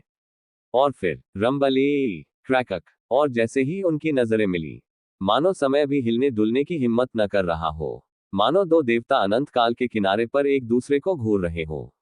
कुछ समय पहले शुद्ध भूमि के भीतर जैसे युनचे के आगमन से अराजकता फैल गई थी, एक आकृति उभरी, निशानहीन, अदृश्य, शून्य की तरह मौन। यह एक ऐसी जगह पर उतरी जिसकी बाहर से कोई रक्षा नहीं करता था। फिर भी उस जगह के अंदर से स्वर्गीय खजाने की आत्माओं द्वारा कड़ी सुरक्षा की गई थी। पूरी शुद्ध भूमि के भीतर सबसे सुरक्षित पवित्र स्थान, एक ऐसी जगह जहां रसातल सम्राट और रक्त या भाग्य से उसके सबसे करीबी लोगों को छोड़कर सभी का प्रवेश वर्जित था। उस आकृति के सामने विशाल, जटिल अवरोधों की परतें उभर रही थीं। उनके भीतर समय और स्थान के नियमों की शक्ति उमड़ रही थी, जो इतनी मजबूती से बुनी गई थी कि स्वयं समय भी पूरी तरह से जम गया, अनंत काल के लिए गतिहीन प्रतीत हो रहा था। तो यही वो पालना है जिसके बारे में कैली ने बात की थी। आकृति बुदबुदाए, उसकी आंखें सिकुड़ गईं जैसे वह अपने सामने लटके हुए शून्य में देख रहा था। फिर उसकी हथेली के बीच से एक ज्वाला प्रज्वलित हुई, बिना रंग की, बिना आभा की। एक ज्वाला जिसने ठीक उसकी तरह कोई निशान नहीं छोड़ा। यहां तक कि पवित्र अवरोध के भीतर निवास करने वाली स्वर्गीय निधि आत्माएं, वे प्राचीन अस्तित्व जो विमानों के पार धूल की फुसफुसाहट सुन सकते थे, उसकी उपस्थिति को महसूस नहीं कर पाए। लेकिन अगले ही पल प्रश्नवाचक चिन्ह, विस्मयादिबोधक चिन्ह, पता न चलने पर भी अवरोध के नियमों में ज्वाला के प्रवेश ने उनके क्षेत्र के ताने बाने में सूक्ष्म कंपन पैदा कर दिया। आत्माओं को पता नहीं था कि क्या प्रवेश कर गया है, लेकिन वे इसे महसूस कर सकते थे। पालना भंग हो गया था, और जैसे ही वे मोसू को संदेश भेजने की तैयारी कर रहे थे, उनकी प्राचीन आत्माएं कांप उठी, क्योंकि उस क्षण उन्होंने उसकी उपस्थिति महसूस की। समय घुटन भरे सन्नाटे में खींच गया, जब दोनों आकृतियां आकाश में मंडरा रही थीं, निगाहें एक दूसरे से मिली हुई थीं, अविचल, मानो आकाश भी सांस लेने की हिम्मत नहीं कर रहा था। और फिर आखिरकार मोसू ने धीरे से अपनी तलवार पकड़े हुए हाथ को ऊपर उठाया और उसे अपने सिर के ऊपर उठा लिया। गति न तो तेज थी और न ही भयंकर, फिर भी जैसे ही तलवार आकाश की ओर झुकी, ऊपर का आकाश कांपने लगा। हवा में दरारें फुफकारने लगी, हालांकि उसने अभी तक वार नहीं किया था। आकाश ऐसा लगा जैसे उसमें पहले ही छेद हो चुका हो। दूर से गड़गड़ाहट हुई, लेकिन वह गड़गड़ाहट नहीं थी, वह भय था। और फिर ये सम्राट तुम्हें एक बार फिर याद दिला दे, युनचे, मोसू की आवाज बिखरी हुई दुनिया में गूंज उठी, एक दैवीय आदेश की तरह शांत और ठंडी। तुम इस हमले को रोक नहीं पाओगे। तुम्हारी पिछली चालें तुम्हें नहीं बचा पाएंगी। इस प्रहार में न सिर्फ मेरी सारी शक्ति है, बल्कि पूरे रसातल की सम्मिलित शक्ति भी है। गड़गड़ाहट। उसके इस उद्घोष पर मोसू के हाथ में तलवार दिव्य चमक से चमक उठी। उससे निकली सुनहरी रोशनी सृष्टि के प्रकोप की तरह फूट पड़ी और पवित्र भूमि के आकाश से गुजरती हुई। इसने सिर्फ प्रकाशित ही नहीं किया, इसने भस्म भी कर दिया। यह प्रकाश दिव्यता की ज्वारीय लहर की तरह फैल गया, हर तल और हर सीमा पर फैल गया। यह खंडित आकाश और ढहते शून्य को पार कर गया, और यहां तक कि अनंत कोहरे के सागर का दूरस्थ बाहरी किनारा भी इसकी चमक से प्रज्वलित हो गया। और उस क्षण रसातल के भीतर हर आत्मा, चाहे वे ईश्वर हो, सच्चे ईश्वर हो, नश्वर हो, ने इसे महसूस किया।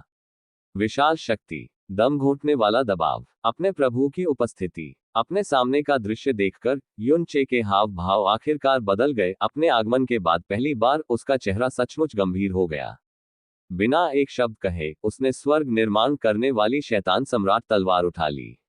बूमो। युनचे की आवाज शांत और दृढ़ थी। अपनी तलवार ऊंची उठाए अडिग रुख के साथ वो उस अपरिहार्य टक्कर का इंतजार कर रहा था।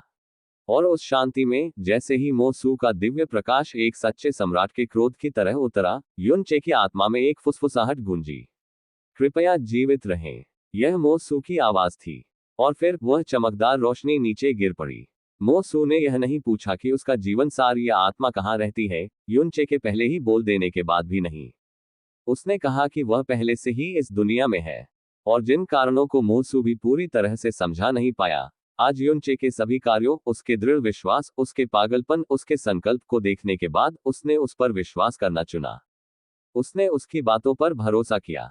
अगर युनचे ने दावा किया कि वह इस दुनिया में आ गई है, तो आगे बातचीत की कोई जरूरत नहीं है, क्योंकि उसके पास उसके जीवन सार या उसकी आत्मा को पालने में शांति से विश्राम कर रहे शरीर में वापस लाने का एक तरीका है।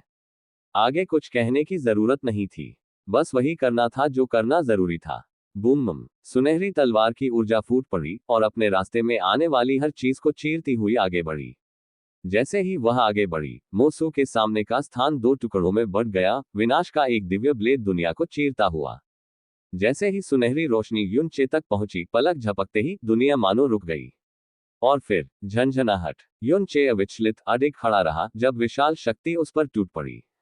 उसने दोनों हाथों से स्वर्ग बनाने वाली शैतान सम्राट तलवार उठाए और उसी क्षण टक्कर ने आकाश को हिला दिया। उसकी आंखें एक चमकदार गहरे बैंगनी रंग से चमक उठी, जो प्रकाश के तूफान के बीच जुड़वा तारों की तरह चमक रही थी। और फिर ये हुआ। उसके भीतर से एक विशाल और प्राचीन, एक भयानक आभा फूट पड़ी, मानो कोई सोया हुआ देवता जाग गया हो। एक सच्चे अजगर की दहाड़ खामोशी में गूंज रही थी, एक ऐसी दहाड़ जो स्वर्ग को चुनौती दे रही थी और भाग्य के विरुद्ध चीख रही थी। बूम! किसी विचार को बनने में जितना समय लगा, उससे भी कम समय में मोसू के आंखें बंद करते ही वार हो चुका था। तलवार की ऊर्जा अपने साथ मोसू की सारी दिव्य शक्ति और पूरे रसातल का विश्वास लेकर वास्तविकता के ताने बाने को चीर चुकी थी। मोसू जहां खड़ा था, वहां से आगे सब कुछ पूर्ण विनाश में बदल गया था। मोसू के सामने सब कुछ खंडित, शून्य और उलझती वास्तविकता के तूफान में बदल गया था। उसके सामने की दुनिया टूटती, घूमती अराजकता के एक क्षेत्र के अलावा कुछ नहीं थी, एक टूटा हुआ साम्राज्य जो दिव्य शक्ति से छिन्न भिन्न हो गया था। ये बस अफसोस की बात है कि इसका अंत इस तरह होना पड़ा। मोसू ने अपने मन की खामोशी में ये शब्द फुसफुसाए, उसके सीने में, जो उसके हाथ में मौजूद तलवार से भी भारी था। धीरे धीरे उसने तलवार को उसकी ऊंचाई से नीचे उतारा, उसकी नोक आकाश से नीचे उतरती रही जब तक कि वह चुपचाप जमीन की ओर इशारा नहीं कर गई। उसके पीछे रसातल की संयुक्त शक्ति द्वारा खींचे गए नए गढ़े हुए नियम लड़खड़ाने लगे। वे कांपने लगे, फिर टिमटिमाए, फिर फीके पड़ गए। उसके दिव्य रूप को ढंग की सुनहरी चमक सुबह के सूरज के नीचे धुंध की तरह दूर होने लगी। वह भयानक दमघोंटू शक्ति जिसने कभी दुनिया को सांसें रोकने पर मजबूर कर दिया था, अब वहां नहीं थी। क्या युनचे मर गया है? उस विशाल अवरोध के पीछे इकट्ठे हुए देवता सांस रोककर फुसफुसा रहे थे, उनकी निगाहें टूटे हुए आकाश और ऊपर ढहते हुए शून्य पर टिकी थी। और फिर गड़गड़ाहट। आकाश एक बार फिर कराह उठा, एक गहरी गड़गड़ाहट भरी गड़गड़ाहट जो सृष्टि में गूंज उठी। सबकी निगाहें आसमान की ओर मुड़ गईं। आह! गप! अनगिनत पीठों से ठंडा पसीना बह रहा था। पवित्र भूमि के विशाल विस्तार में श्रद्धा भरी आहें गूंज रही थीं, जैसे हर प्राणी, देवता या नश्वर ने अपनी निगाहें आसमान की ओर उठाईं। और जो उन्होंने देखा, उससे उनकी सांसें थम सी गईं। ऊपर का आकाश फट गया था। सम्राट के प्रहार के बाद वे इसे महसूस कर सकते थे, बाहर की हवा अंदर आ रही थी। हवा रसातल की धूल से दूषित थी, एक ऐसा पदार्थ जिसे कभी भी शुद्ध भूमि की सीमाओं का उल्लंघन नहीं करना चाहिए। यहां तक कि शुद्ध भूमि नहीं, रसातल का आकाश भी कट गया है। कोई रास्ता नहीं, युनचे उससे बच पाता। एक ही प्रहार, रसातल के सम्राट मोसू की पूरी शक्ति से उत्प्रोत एक प्रहार। एक प्रहार जो न केवल उसकी अपनी दिव्य शक्ति से, बल्कि रसातल में सभी जीवित प्राणियों के विश्वास से प्रेरित था। और इसके साथ उसने सब कुछ चीर डाला, युनचे, शुद्ध भूमि का आकाश, और यहां तक कि ऊपर रसातल की संरचना भी। यह महान भाग्य दिव्य संरचना की शक्ति है। सभी जीवों के विश्वास को देवताओं की इच्छा से परिष्कृत, एकत्रित करके और उसे एक ही पात्र में केंद्रित करके, यह एक ऐसी शक्ति को जन्म देता है जो प्राकृतिक व्यवस्था से परे है। एक ऐसी शक्ति जो सभी के विश्वासों द्वारा चुने गए और बोझिल एक प्राणी को स्वयं भाग्य से ऊपर खड़ा होने की अनुमति देती है। एक ऐसा प्राणी जो सभी विश्वासों का भार वहन करता है। दुनिया का भाग्य बदल सकता है। फिर भी जैसे ही मोसू मुड़ने लगा, आसमान में एक आवाज गूंजी। एक ऐसी आवाज जो होनी ही नहीं चाहिए। एक ऐसी आवाज जिसने सन्नाटे को चीर दिया और पूरी शुद्ध भूमि में सदमे की लहरें भेज दी। वह एक बड़ा हमला था। दुर्भाग्य से यह पर्याप्त नहीं है। बूम! आगे बिखरा हुआ स्थान एक बार फिर फूट पड़ा। विनाश के अवशेष तूफान से पहले की धूल की तरह उड़ गए।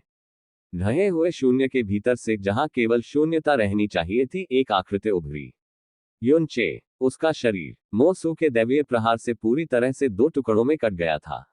मांस, हड्डी, यहाँ तक कि आत्मा भी बिना किसी दया के अलग कर दी गई। और फिर भी न कोई खून था, न कोई पतन। इसके बजाय उसके शरीर के दोनों हिस्से मंद मंद चमकने लगे, मानो किसी अदृश्य इच्छा का जवाब दे रहे हो। बुद्ध के महान मार्ग की सुनहरी चमक नहीं, बल्कि कुछ और भी मौलिक। टुकड़ा टुकड़ा करके उसका फटा हुआ शरीर, उसकी बिखरी हुई आत्मा फिर से जुड़ गई, मानो मृत्यु के नियम स्वयं फिर से लिखे जा रहे हो। और फिर एक बार फिर पूरा युनचे ने अपनी नजर उठाई। उसके होठों पर एक हल्की सी मुस्कुराहट उभर आई। असंभव। मो सू आकाश में लड़खड़ा गया। उसकी आवाज बमुश्किल फुसफुसाहट जैसी थी, फिर भी अविश्वास से भारी थी, जो उसके सीने में किसी ब्लेड की तरह घूम रही थी। आह आह आह। पवित्र भूमि के उस पार सभी प्राणी कांप उठे जब उन्होंने आकाश में फटे हुए घाव को ऊपर की ओर देखा। ये केवल भय नहीं था, ये किसी ऐसी चीज को देखने का आदिम आतंक था जिसका कभी अस्तित्व ही नहीं होना चाहिए था। सबसे भयानक दुर्स्वप्न भी उस चीज के सामने फीका पड़ गया जो अब उनकी आंखों के सामने थी। कुछ क्षण पहले हुआ प्रहार अथाह सम्राट का दिव्य आक्रमण अकल्पनीय था। इसने न केवल पवित्र भूमि को, बल्कि उससे परे रसातल के अंधेरे आकाश को भी चीर डाला था। स्वर्ग के नियम, जो समस्त अस्तित्व पर शासन करते थे, उसके भार से कांप उठे थे। प्राचीन सच्चे देवता इसे महसूस कर सकते थे। वह भय जो स्वर्ग ने स्वयं उस एक प्रहार के लिए धारण किया था। और फिर भी वह दुनिया को चीर देने वाला प्रहार, जिसने युनचे के शरीर को चीर दिया था, जिसने उसकी आत्मा को चीर दिया था, उसे मार नहीं पाया था। नहीं, कतई नहीं। उनकी स्तब्ध निगाहों के सामने युनचे का क्षत विक्षत शरीर, उसका विभाजित शरीर, उसकी बिखरी हुई आत्मा अनायास ही फिर से जुड़ गया था, मानो समय और स्थान उसकी इच्छा के आगे झुक गए हो। अब वह एक बार फिर आकाश में ऊंचा खड़ा था, सबके ऊपर लटका हुआ, उसकी मुस्कान शांत। फिर भी वह मुस्कान मृत्यु से भी ज्यादा भयावह थी। ये किसी ऐसी चीज की मुस्कान थी जिसने भाग्य को चुनौती दी थी। किसी ऐसी चीज की जो रसातल से लौट आई थी। असंभव। मो सू फिर बुदबुदाया, इस बार एक गहरी सिहरन के साथ। राहत उसके अंदर कहीं गहरे में सिमट गई, अनायास और अवांछित, लेकिन वह बढ़ते भय को रोक नहीं सकी। उसकी निगाह युनचे पर टिकी थी, पूरी और अछूती, मानो किसी ब्लेड ने उसे कभी छुआ ही न हो। उसके लंबे काले बाल हवा के साथ नाच रहे थे, और यहाँ तक कि फटे हुए काले वस्त्र भी अब फिर से पूरे हो गए थे। उसके शरीर पर ऐसे सहजता से बह रहे थे मानो उन्हें कभी काटा ही न गया हो। बिल्कुल उसके शरीर की तरह, बिल्कुल उसकी आत्मा की तरह, मानो वास्तविकता ही उसे फिर से पूरा बनाने के लिए झुक गई हो। उल्टी, शायद यह उसकी नश्वर सीमा से कहीं परे शक्ति के निष्कासन का झटका था, या शायद यह उसके दिल में गहरे दबे आतंक का अंत था जो आखिरकार आकार ले रहा था। लेकिन मोसू ने अचानक मुंह भर खून उगल दिया। लाल रंग हवा में फैल गया, उसके वस्त्रों पर दाग लग गए, जैसे पतली दरारें उन अवरोधों में हिंसक रूप से जाल बना रही हो जो उसने अपनी सुरक्षा के लिए बनाए थे। धमाक, आवाज ऐसी गूंजी जैसे आसमान ही टूट गया हो। अवरोध, जो कभी दृढ़ और निरपेक्ष था, दैवीय दबाव में नाजुक कांच की तरह टूट गया। मो सू का शरीर थका हुआ और पीला, धीरे धीरे स्वर्ग से नीचे उतरने लगा। उसके कदम लड़खड़ा रहे थे क्योंकि उसका शरीर अब उसकी आज्ञा का पालन नहीं कर रहा था। प्रभु, बिग रैज की दहाड़ ने अफरा तफरी को चीरते हुए आगे बढ़ते हुए अपने गिरते हुए गुरु को पकड़ने के लिए टूटे हुए अवरोध के अवशेषों को पार किया। बाकी देवता भी जल्दी जल्दी उनके पीछे पीछे चल पड़े, उनके चेहरे चिंता से भरे हुए थे। बिग रैज की बाहों में कई अन्य दिव्य हाथों की मदद से मोसू ने अपनी निगाहें ऊपर उठाने की कोशिश की। उसकी धुंधली होती आंखों में अविश्वास तैर रहा था। कैसे कैसे बच गए? उसकी आवाज कमजोर थी, हर शब्द उसकी सांसों के बीच घिसट रहा था। अब भी, जबकि उसका अपना शरीर लड़खड़ा रहा था, वह समझ नहीं पा रहा था। वह प्रहार उसका सबसे शक्तिशाली, उसका अंतिम निर्णय, उसे ये भी नहीं पता था कि वह खुद बच भी पाएगा या नहीं। और फिर भी युनचे न सिर्फ बच गया था, वह वहां बिना किसी स्पष्ट घाव के खड़ा था। उसकी आभा में कोई दरार नहीं, उसकी आत्मा में कोई दरार नहीं, यहां तक कि उसके फटे हुए कपड़े भी बिना किसी दोष के ठीक हो गए थे। आखिर कैसे? आखिर उसने ये कैसे किया? और फिर इस सम्राट ने अपना वचन तोड़ा नहीं, है ना? युनचे की आवाज गूंजी, ठंडी और साफ, मानो किसी शांत रात में बिजली कड़क रही हो। उसने मोसू के सवाल का जवाब देने की जहमत नहीं उठाई, बल्कि उसने सबको अपनी ली हुई प्रतिज्ञा याद दिलाई कि वह पूरा वार झेलेगा।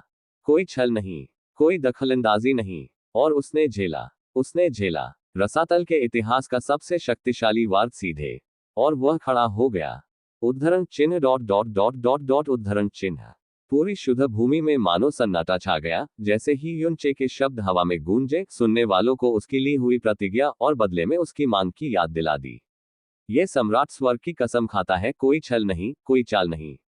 मैं इसका सीधा सामना करूंगा। और अगर यह सम्राट तुम्हारे वार से बच गया तो हमारी सारी शिकायतें मिट जाएंगी। ऐसा कैसे? ये शब्द वहां मौजूद सभी लोगों के मन में गूंज उठे, जिससे वे स्तब्ध रह गए। उनके विचार मानो ठहर गए।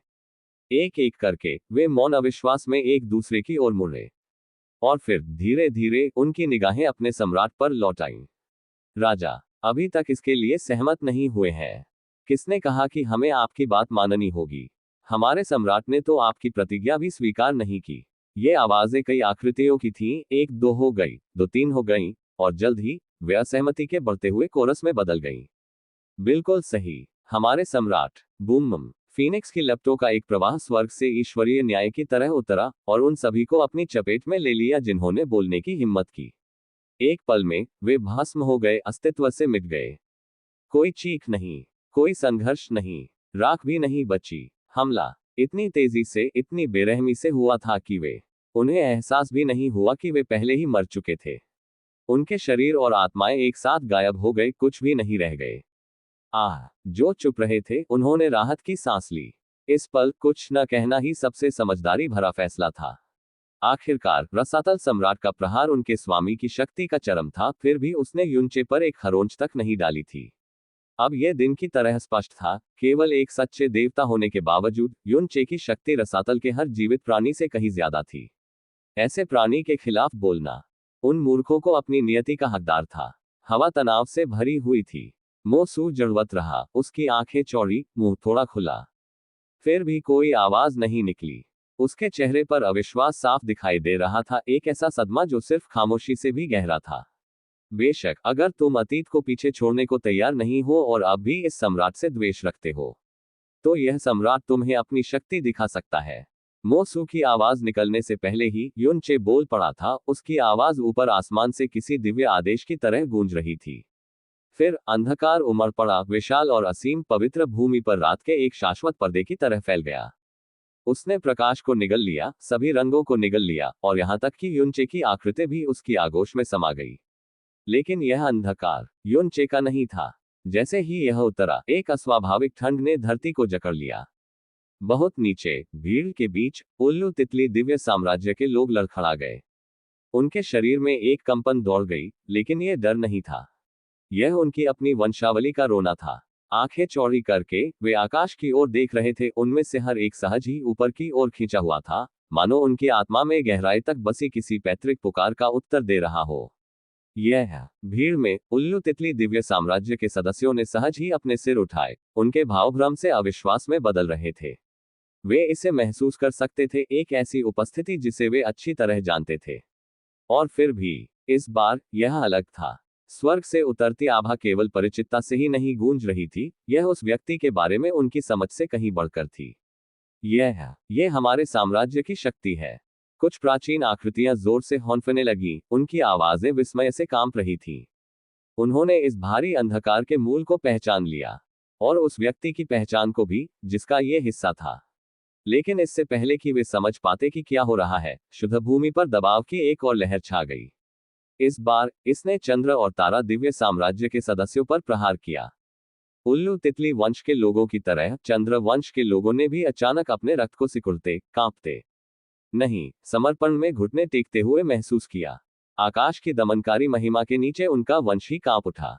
उनकी आंखें एक साथ उठी, किसी अप्रतिरोध्य चीज द्वारा ऊपर की ओर खींची गईं। और फिर वो प्रकट हुआ। पवित्र भूमि के आकाश के हृदय में एक चंद्रमा आकार लेने लगा, धीरे धीरे, भव्यता से।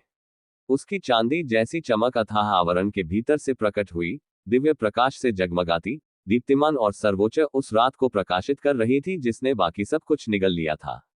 दिव्य चंद्रमा। आकाश में चंद्रमा और तारा दिव्य साम्राज्य के देवता अविश्वास में बुदबुदाए। उनकी आवाज में विस्मय था, क्योंकि वे ऊपर चमकते आकाशीय पिंड को देख रहे थे। और उनसे पहले वालों की तरह उनके दिव्य वंश भी चंद्रमा के पवित्र प्रकाश के आगे झुक रहे थे। लेकिन बात यहीं नहीं रुकी। शुद्ध भूमि में गूंज की एक और लहर दौड़ गई। इस बार यह असीम दिव्य साम्राज्य के हृदय तक पहुंच गई।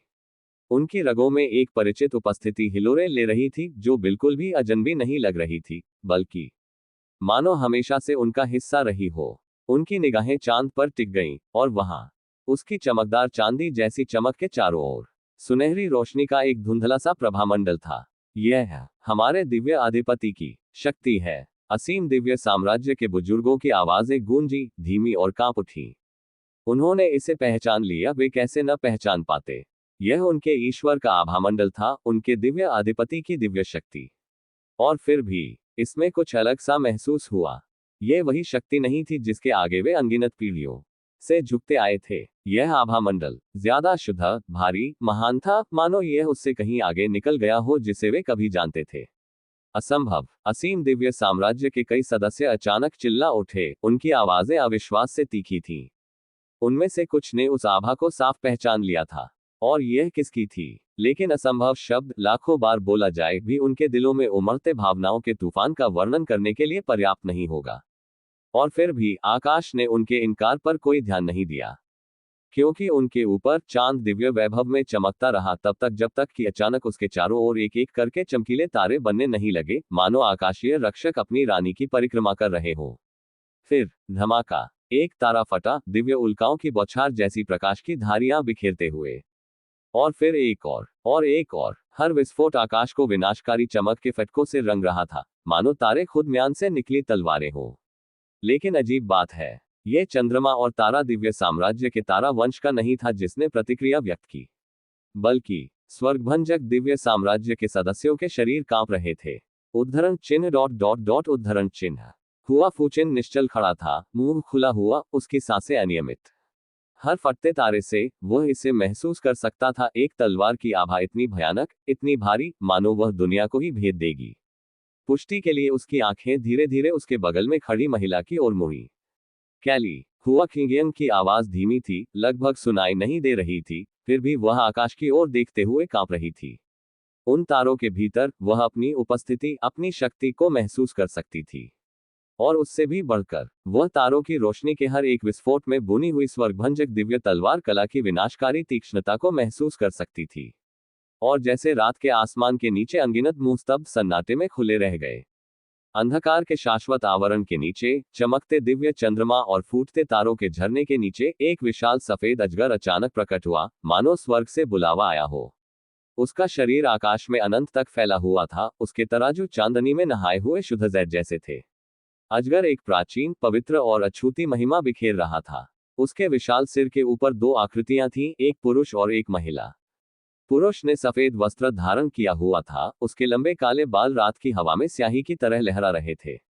उसके सफेद वस्त्र चांद की कोमल आभा से झिलमिला रहे थे, जो उसके चारों ओर फैली अलौकिक गरिमा को और बढ़ा रहे थे।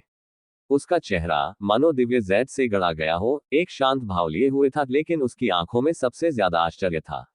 आंखें असीम ब्रह्मांड जैसी, मानो ब्रह्मांड के सभी तारे उनमें रहते हो।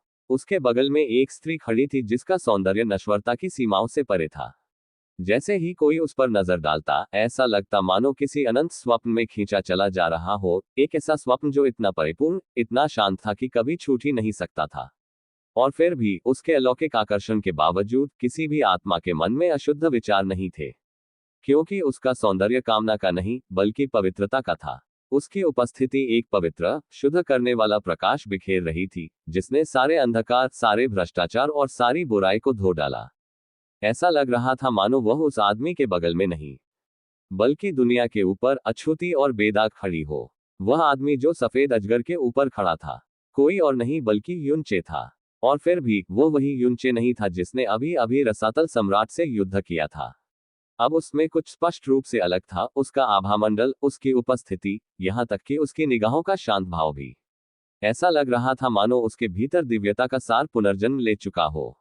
भीड़ अविश्वास में जमी रही, उनकी निगाहें उनके मन में उभरी दो छवियों के बीच टिमटिमा रही थी। काले वस्त्र पहने युनचे, जिसने सम्राट का विरोध और रोष के साथ सामना किया था, जिसने रसातल की पूरी शक्ति का सीधा सामना किया था, जिसे चला जाना चाहिए था, लेकिन इससे पहले कि वे पूरी तरह समझ पाते कि क्या हो रहा है। उनके आश्चर्य और भय के लिए काले वस्त्र पहने युनचे ड्रैगन के बगल में प्रकट हुए। उनका शरीर फिर सिकुड़ गया, अंदर की ओर मुड़ते हुए झिलमिलाती सुनहरी रोशनी की एक धारा में बदल गया। वह रोशनी संघनित हुई, सघन हुई, और एक छोटे साधारण से हैंडल के आकार में बदल गई। अगली सांस में वह हैंडल अथाह शक्ति से चमकता हुआ आगे बढ़ा, टूटते तारे की तरह आकाश में फैल गया और सफेद वस्त्र पहने युनचे की भुजा में विलीन हो गया, बिना किसी निशान के गायब हो गया। और फिर आसमान में एक धीमी गुनगुनाहट गूंजी। युद्धभूमि के बाहर शून्य में सुप्त पड़ी स्वर्ग निर्माणकारी शैतान सम्राट तलवार अचानक हिल उठी। तलवार सम्राट की उपस्थिति से भी अविचल कांपने लगी और फिर गुनगुनाने लगी। खुशी और पहचान की एक गहरी गूंजती हुई चीख पवित्र भूमि में गूंज उठी। वह अपने आप हिलती हुई, हवा में चीरती हुई मानो घर लौट रही तलवार हो, और सफेद वस्त्र पहने युनचे के सामने धीरे से रुक गई। निर्मल अनुग्रह के साथ उसने हाथ बढ़ाया और उसकी उंगलियां मूठ के चारों ओर लिपट गईं। मानो वह हमेशा से वही थी। स्वर्गीय शैतान गहन मूठ गप।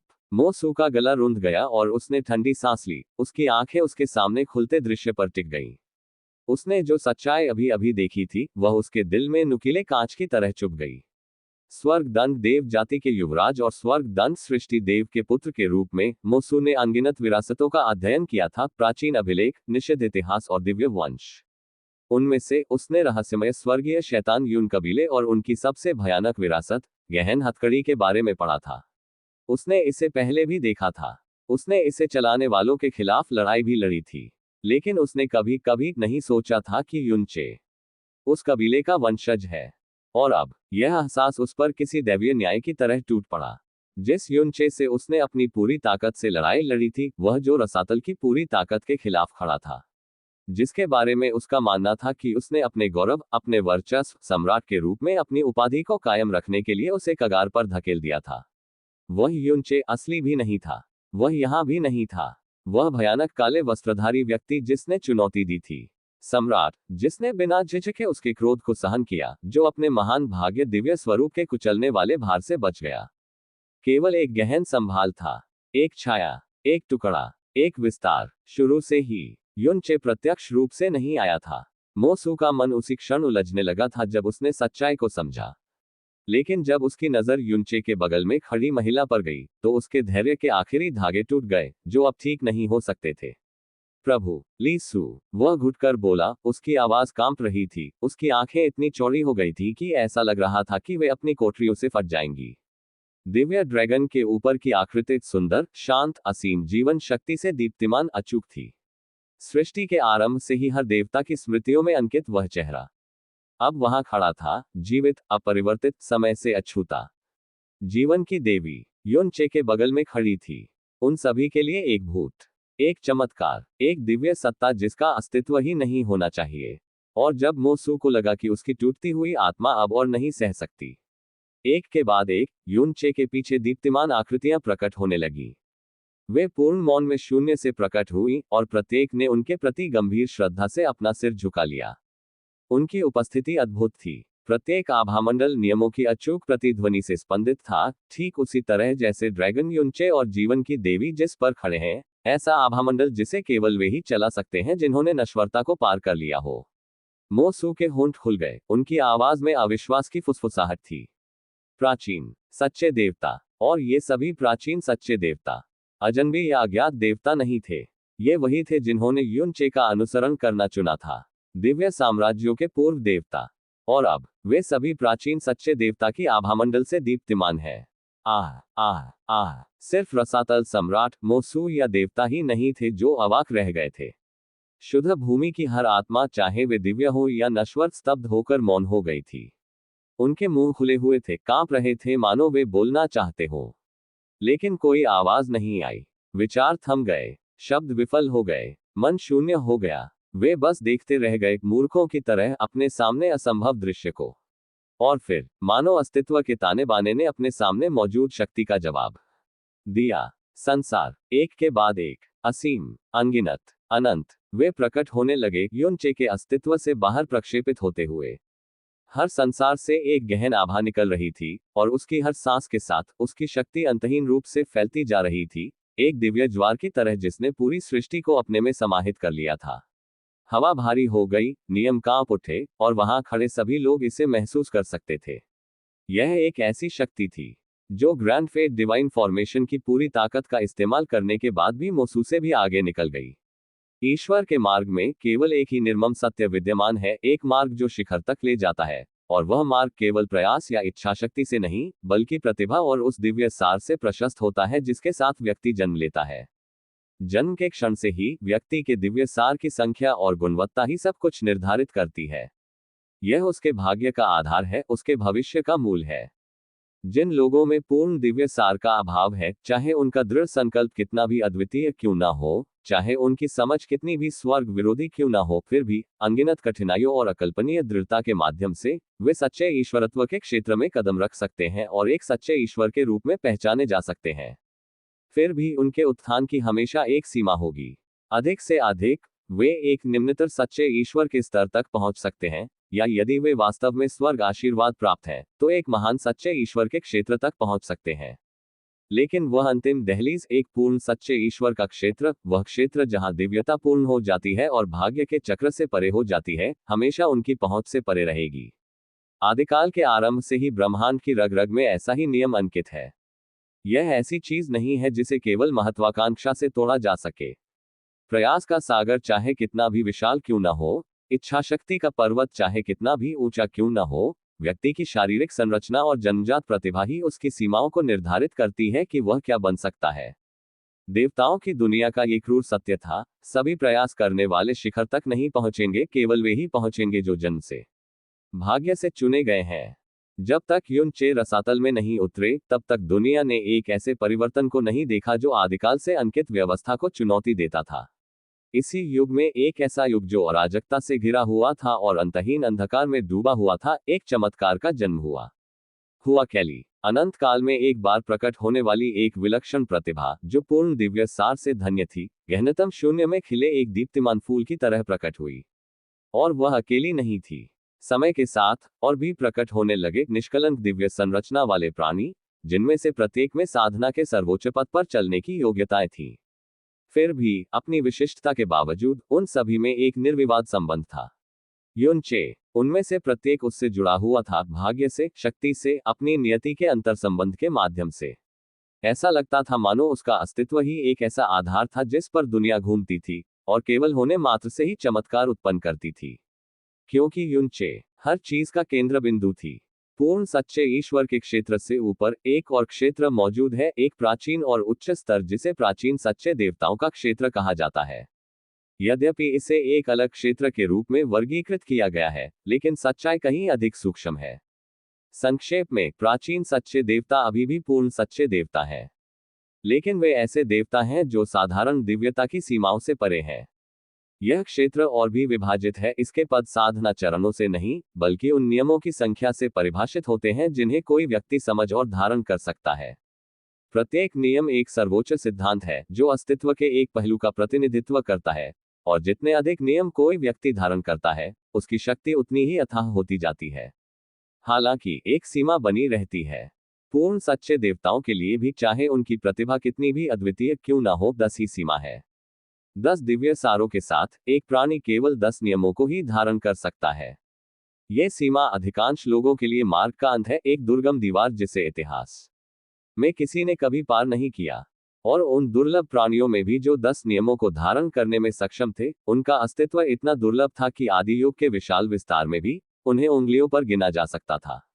ऐसे प्राणी नश्वर उत्थान के शिखर थे। उनमें से एक आदिकालीन नीला ड्रैगन देवता भी था, जिसे कभी समस्त आदिकालीन अराजकता में सबसे शक्तिशाली सच्चे देवता के रूप में सम्मानित किया जाता था। 10 निरपेक्ष नियमों की महारत से निर्मित उसकी शक्ति स्वर्ग के नीचे बेजोड़ थी, एक ऐसी किंवदंती जिसका नाम युगों युगों तक गूंजता रहा। लेकिन उस ऊंचे शिखर के पार एक ऐसा क्षेत्र है जिसका उल्लेख केवल प्राचीनतम अभिलेखों में ही मिलता है। एक ऐसा क्षेत्र जो इतना दूर और अज्ञात है कि प्राचीन काल के देवता भी उसके उल्लेख से कांप उठते थे। वह क्षेत्र सृष्टि देवताओं और शैतान सम्राटों के क्षेत्र के रूप में जाना जाता है। और फिर भी यह उपाधि इतनी विस्मयकारी, इतनी निरपेक्ष, उसका असली नाम नहीं है। उस क्षेत्र का वास्तविक नाम समय के साथ लुप्त हो चुका है, रहस्य में लिपटा हुआ है और अनंत काल की यात्रा में मिट गया है। क्योंकि दिव्य पत्थर पर उकेरे गए सभी अभिलेखों में, आदिकालीन आत्माओं द्वारा गाए गए सभी गीतों में केवल 8 ऐसे प्राणियों का ही उल्लेख है। संपूर्ण सृष्टि में केवल 8। जो कभी अस्तित्व के उस स्तर तक पहुंचे थे। लेकिन वे 8 नश्वर नहीं थे। वे साधक नहीं थे जो स्वर्ग की ओर कदम दर कदम ऊपर चढ़ते थे। वे स्वयं आदि पितृदेवी की खंडित आत्मा और शरीर से उत्पन्न हुए थे। वे न तो भाग्य के उत्पाद थे, न ही प्रयास के। वे मूल थे, सच्ची दिव्यता की पहली चिंगारी जो कभी अस्तित्व में आई। और इसी वजह से कोई भी, चाहे वह कितना भी प्रतिभाशाली, कितना भी स्वर्ग विरोधी क्यों न हो, उस अथाह क्षेत्र तक जाने वाले मार्ग को कभी नहीं जान पाया। ये समझ से परे, पीछा, इतनी दूर की ऊंचाई की उसके पीछे चलने के लिए पदचिह्न भी नहीं बचते। लेकिन अगर किसी को सचमुच अनुमान लगाने के लिए मजबूर किया जाए, तो यह मान लेना अनुचित नहीं होगा कि एक नश्वर जो ऊपर चढ़ गया है, उन दुर्लभ पारलौकिक प्रतिभाओं के लिए जो मोसू जैसे संभव समझे जाने से कहीं अधिक दिव्य नियमों को पकड़ लेते हैं, रसातल सम्राट पहले ही सृष्टि देवता के क्षेत्र में आधा कदम रख चुका होगा। और अंततः महान भाग्य दिव्य संरचना द्वारा उसे प्रदान की गई शक्ति के माध्यम से मोसू ने इतिहास में दर्ज किसी भी प्राणी की तुलना में कहीं अधिक नियमों को धारण किया था। उस दिव्य संरचना के साथ सभी रसातल जीवन के विश्वास को आकर्षित करते हुए, उसे शुद्ध शक्ति में परिष्कृत करके और उसे अपने पात्र में डालते हुए, उसने वास्तव में विश्वास किया था कि उसने सृष्टि देवताओं के पौराणिक क्षेत्र में एक कदम पहले ही रख लिया है। उसने इस पर विश्वास किया था सच्चे और गहराई से। अब जब वह चांद की शांत चांदी जैसी निगाहों के नीचे पवित्र भूमि के ऊपरी आसमान में मंडरा रहा था, उसकी नजर एक ऐसी आकृति पर पड़ी जो अविचल, अछूती और जो कुछ भी हुआ था उससे अविचल खड़ी थी। युनचे। और उसी क्षण मोसू की सांस रुक गई। उसने जो देखा था उसके कारण नहीं, बल्कि उसने जो महसूस किया था उसके कारण। वह आभा, वह उपस्थिति, वह अबूझ शक्ति, इसने उसे बेहद स्पष्टता के साथ किसी ऐसी चीज की याद दिला दी जो उसने अनगिनत सालों से महसूस नहीं की थी। यह वही एहसास था जो उसने एक बार अपने पिता के सामने घुटनों के बल बैठकर महसूस किया था, एक ऐसे प्राणी जिसका अस्तित्व ही आकाश के नीचे सब कुछ बौना कर देता था। ये वही शांत पवित्र दबाव था जो कभी उसके बड़े भाई से निकलता था, जो देवताओं में एक देवता के रूप में सबसे ऊपर था, सृष्टि के देवता का क्षेत्र। हालांकि युनचे की आभा अभी उस अपार वैभव तक नहीं पहुंची थी। वह करीब थी, इतनी करीब कि वह उस स्मृति के किनारों से रगड़ खा रही थी, मोसू की आत्मा को झकझोरने के लिए पर्याप्त, स्वयं रसातल सम्राट के हृदय में भय जगाने के लिए पर्याप्त। और वह निकटता वास्तविक चीज से भी ज्यादा भयावह थी। आह आह आह, वह ध्वनि पवित्र भूमि की विशालता में गूंज उठी, विस्मय या श्रद्धा की पुकार के रूप में नहीं, बल्कि उन प्राणियों की सहज निश्वास की तरह जो असंभव के सामने बोलना भूल गए थे। जैसे जैसे अधिक से अधिक लोग अस्तित्व में खिलते गए, धीरे धीरे रात के आकाश में दिव्य पुष्पों की तरह साकार होते गए, मानो आकाश स्वयं उस अपार वैभव के आगे मौन होकर झुक गया हो जो उन पर उतर रहा है। वह दृश्य बहुत ज्यादा था, बहुत दिव्य, बहुत निरपेक्ष। उसने मन को कुचल दिया और आत्मा को दबा दिया। घुटने मुड़ने लगे, पहले कमजोर, फिर मजबूत, और अंततः देवता भी इससे अछूते नहीं रहे। भारी कांपते दिलों और खाली आंखों के साथ वे एक एक करके गिर पड़े, उनके शरीर लड़खड़ा गए और उनका अभिमान और शक्ति जो कुछ वे देख रहे थे उसके भार तले चूर चूर हो गए। धमाका, पवित्र धरती पर घुटनों के टकराने की आवाज लहरों में गूंज उठी। ये समर्पण नहीं था, ये सहज प्रवृत्ति थी। ऐसी चमक के आगे प्रतिरोध कोई विकल्प नहीं था, श्रद्धा हड्डियों में उकेरी गई थी। और फिर ये हुआ। युनचे के पास खड़ी महिला, उसकी उपस्थिति ने पहले ही हर आत्मा को मंत्रमुग्ध कर दिया था, लेकिन जब रसातल सम्राट की धीमी बड़बड़ाहट उनके कानों तक पहुंची, तो मानो समय ही रुक गया। हालांकि आवाज धीमी थी, इतनी धीमी कि उसे फुसफुसाहट समझ लिया जाता, शब्द हर श्रोता को ऐसे झकझोर गए जैसे उनकी आत्मा में गूंज रही हो। प्रभु लीसु। पवित्र भूमि कांप उठी, ध्वनि के कारण नहीं, बल्कि अर्थ के कारण। उस नाम के लिए, उस पवित्र नाम के लिए। अथाह सम्राट मोसू कोई साधारण देवता नहीं थे। वे स्वर्ग दंड देव जाति के युवराज थे, जिनका जन्म स्वयं स्वर्ग दंड सृष्टि देवता के दिव्य वंश से हुआ था। वे एक ऐसे प्राणी थे जो सबसे ऊपर थे, जो किसी के आगे नहीं झुकते थे। ऐसे प्राणी द्वारा किसी को प्रभु कहना, इसका केवल एक ही स्पष्टीकरण हो सकता है। उनके सामने वाला व्यक्ति उनके पिता के समान स्तर का ही कोई होगा, एक सृष्टि देवता। और लीसु नाम, ये नाम अनगिनत युगों से श्रद्धा से नहीं लिया गया था, समय के प्रवाह में खो गया था, केवल प्राचीन भजनों और दिव्य अभिलेखों में ही याद किया जाता है। पूरे इतिहास में उस नाम का केवल एक ही वाहक रहा है, एक दिव्य प्रकाश से आच्छादित, भ्रष्टाचार से अछूता, जिसकी पवित्रता इतनी शुद्ध थी कि मानो हवा ही शुद्ध हो गई हो, जिसकी सुंदरता में वह सब कुछ समाहित था जो सुंदर, शांत और शाश्वत था। इसमें कोई संदेह नहीं हो सकता था। वह जीवन की देवी थी। क्या तुम सब अब भी इस सम्राट से द्वेष रखते हो, या अतीत को अतीत ही रहने दोगे और नए सिरे से शुरुआत करोगे? युचे की आवाज एक बार फिर पवित्र भूमि के असीम विस्तार में गूंज उठी। उसके शब्द शांत मगर गरजते, कोमल मगर निर्विवाद आकाश में गूंजते और हर कांपती आत्मा में गहराई तक उतरते हुए। और इस बार यह अलग था। जिन लोगों ने उसकी आवाज सुनी, चाहे वे नश्वर हों, देवता हों या सम्राट, उन्हें ऐसा लगा जैसे वे अभी अभी किसी स्वप्न से जागे हों। उनके मन को जकड़े हुए स्तब्धता टूट गई, फिर भी वे जिस ओर लौटे वह स्पष्टता नहीं, बल्कि वास्तविकता का दमनकारी भार था। योचे के शब्दों के पीछे का भार अब सब पर हावी हो गया। ये सिर्फ न तो उसने जो शक्ति दिखाई थी, न ही उसके पीछे खड़ी दिव्य आकृतियां। ये वह सत्य था जिसका सामना हर दिल को करना पड़ा था, वह सत्य जिसका उनके सम्राट, रसातल सम्राट, ने वह सब कुछ कर दिया था जो वह कर सकते थे। और फिर भी वे हार गए। उनके घुटने बहुत पहले ही जमीन को छू चुके थे, लेकिन अब उठने की इच्छा भी उनसे दूर हो गई थी। वह लड़ाकू भावना जो कभी उनके अभिमान को बढ़ाती थी, चली गई थी, अनिवार्यता के ज्वार में बह गई थी। फिर उसके बाद के सन्नाटे में एक आवाज उठी, गंभीरता से, कर्कश स्वर में, अनिच्छुक संकल्प से भरी हुई। क्या हमारा होगा अगर हम तुम्हारे आगे झुक गए?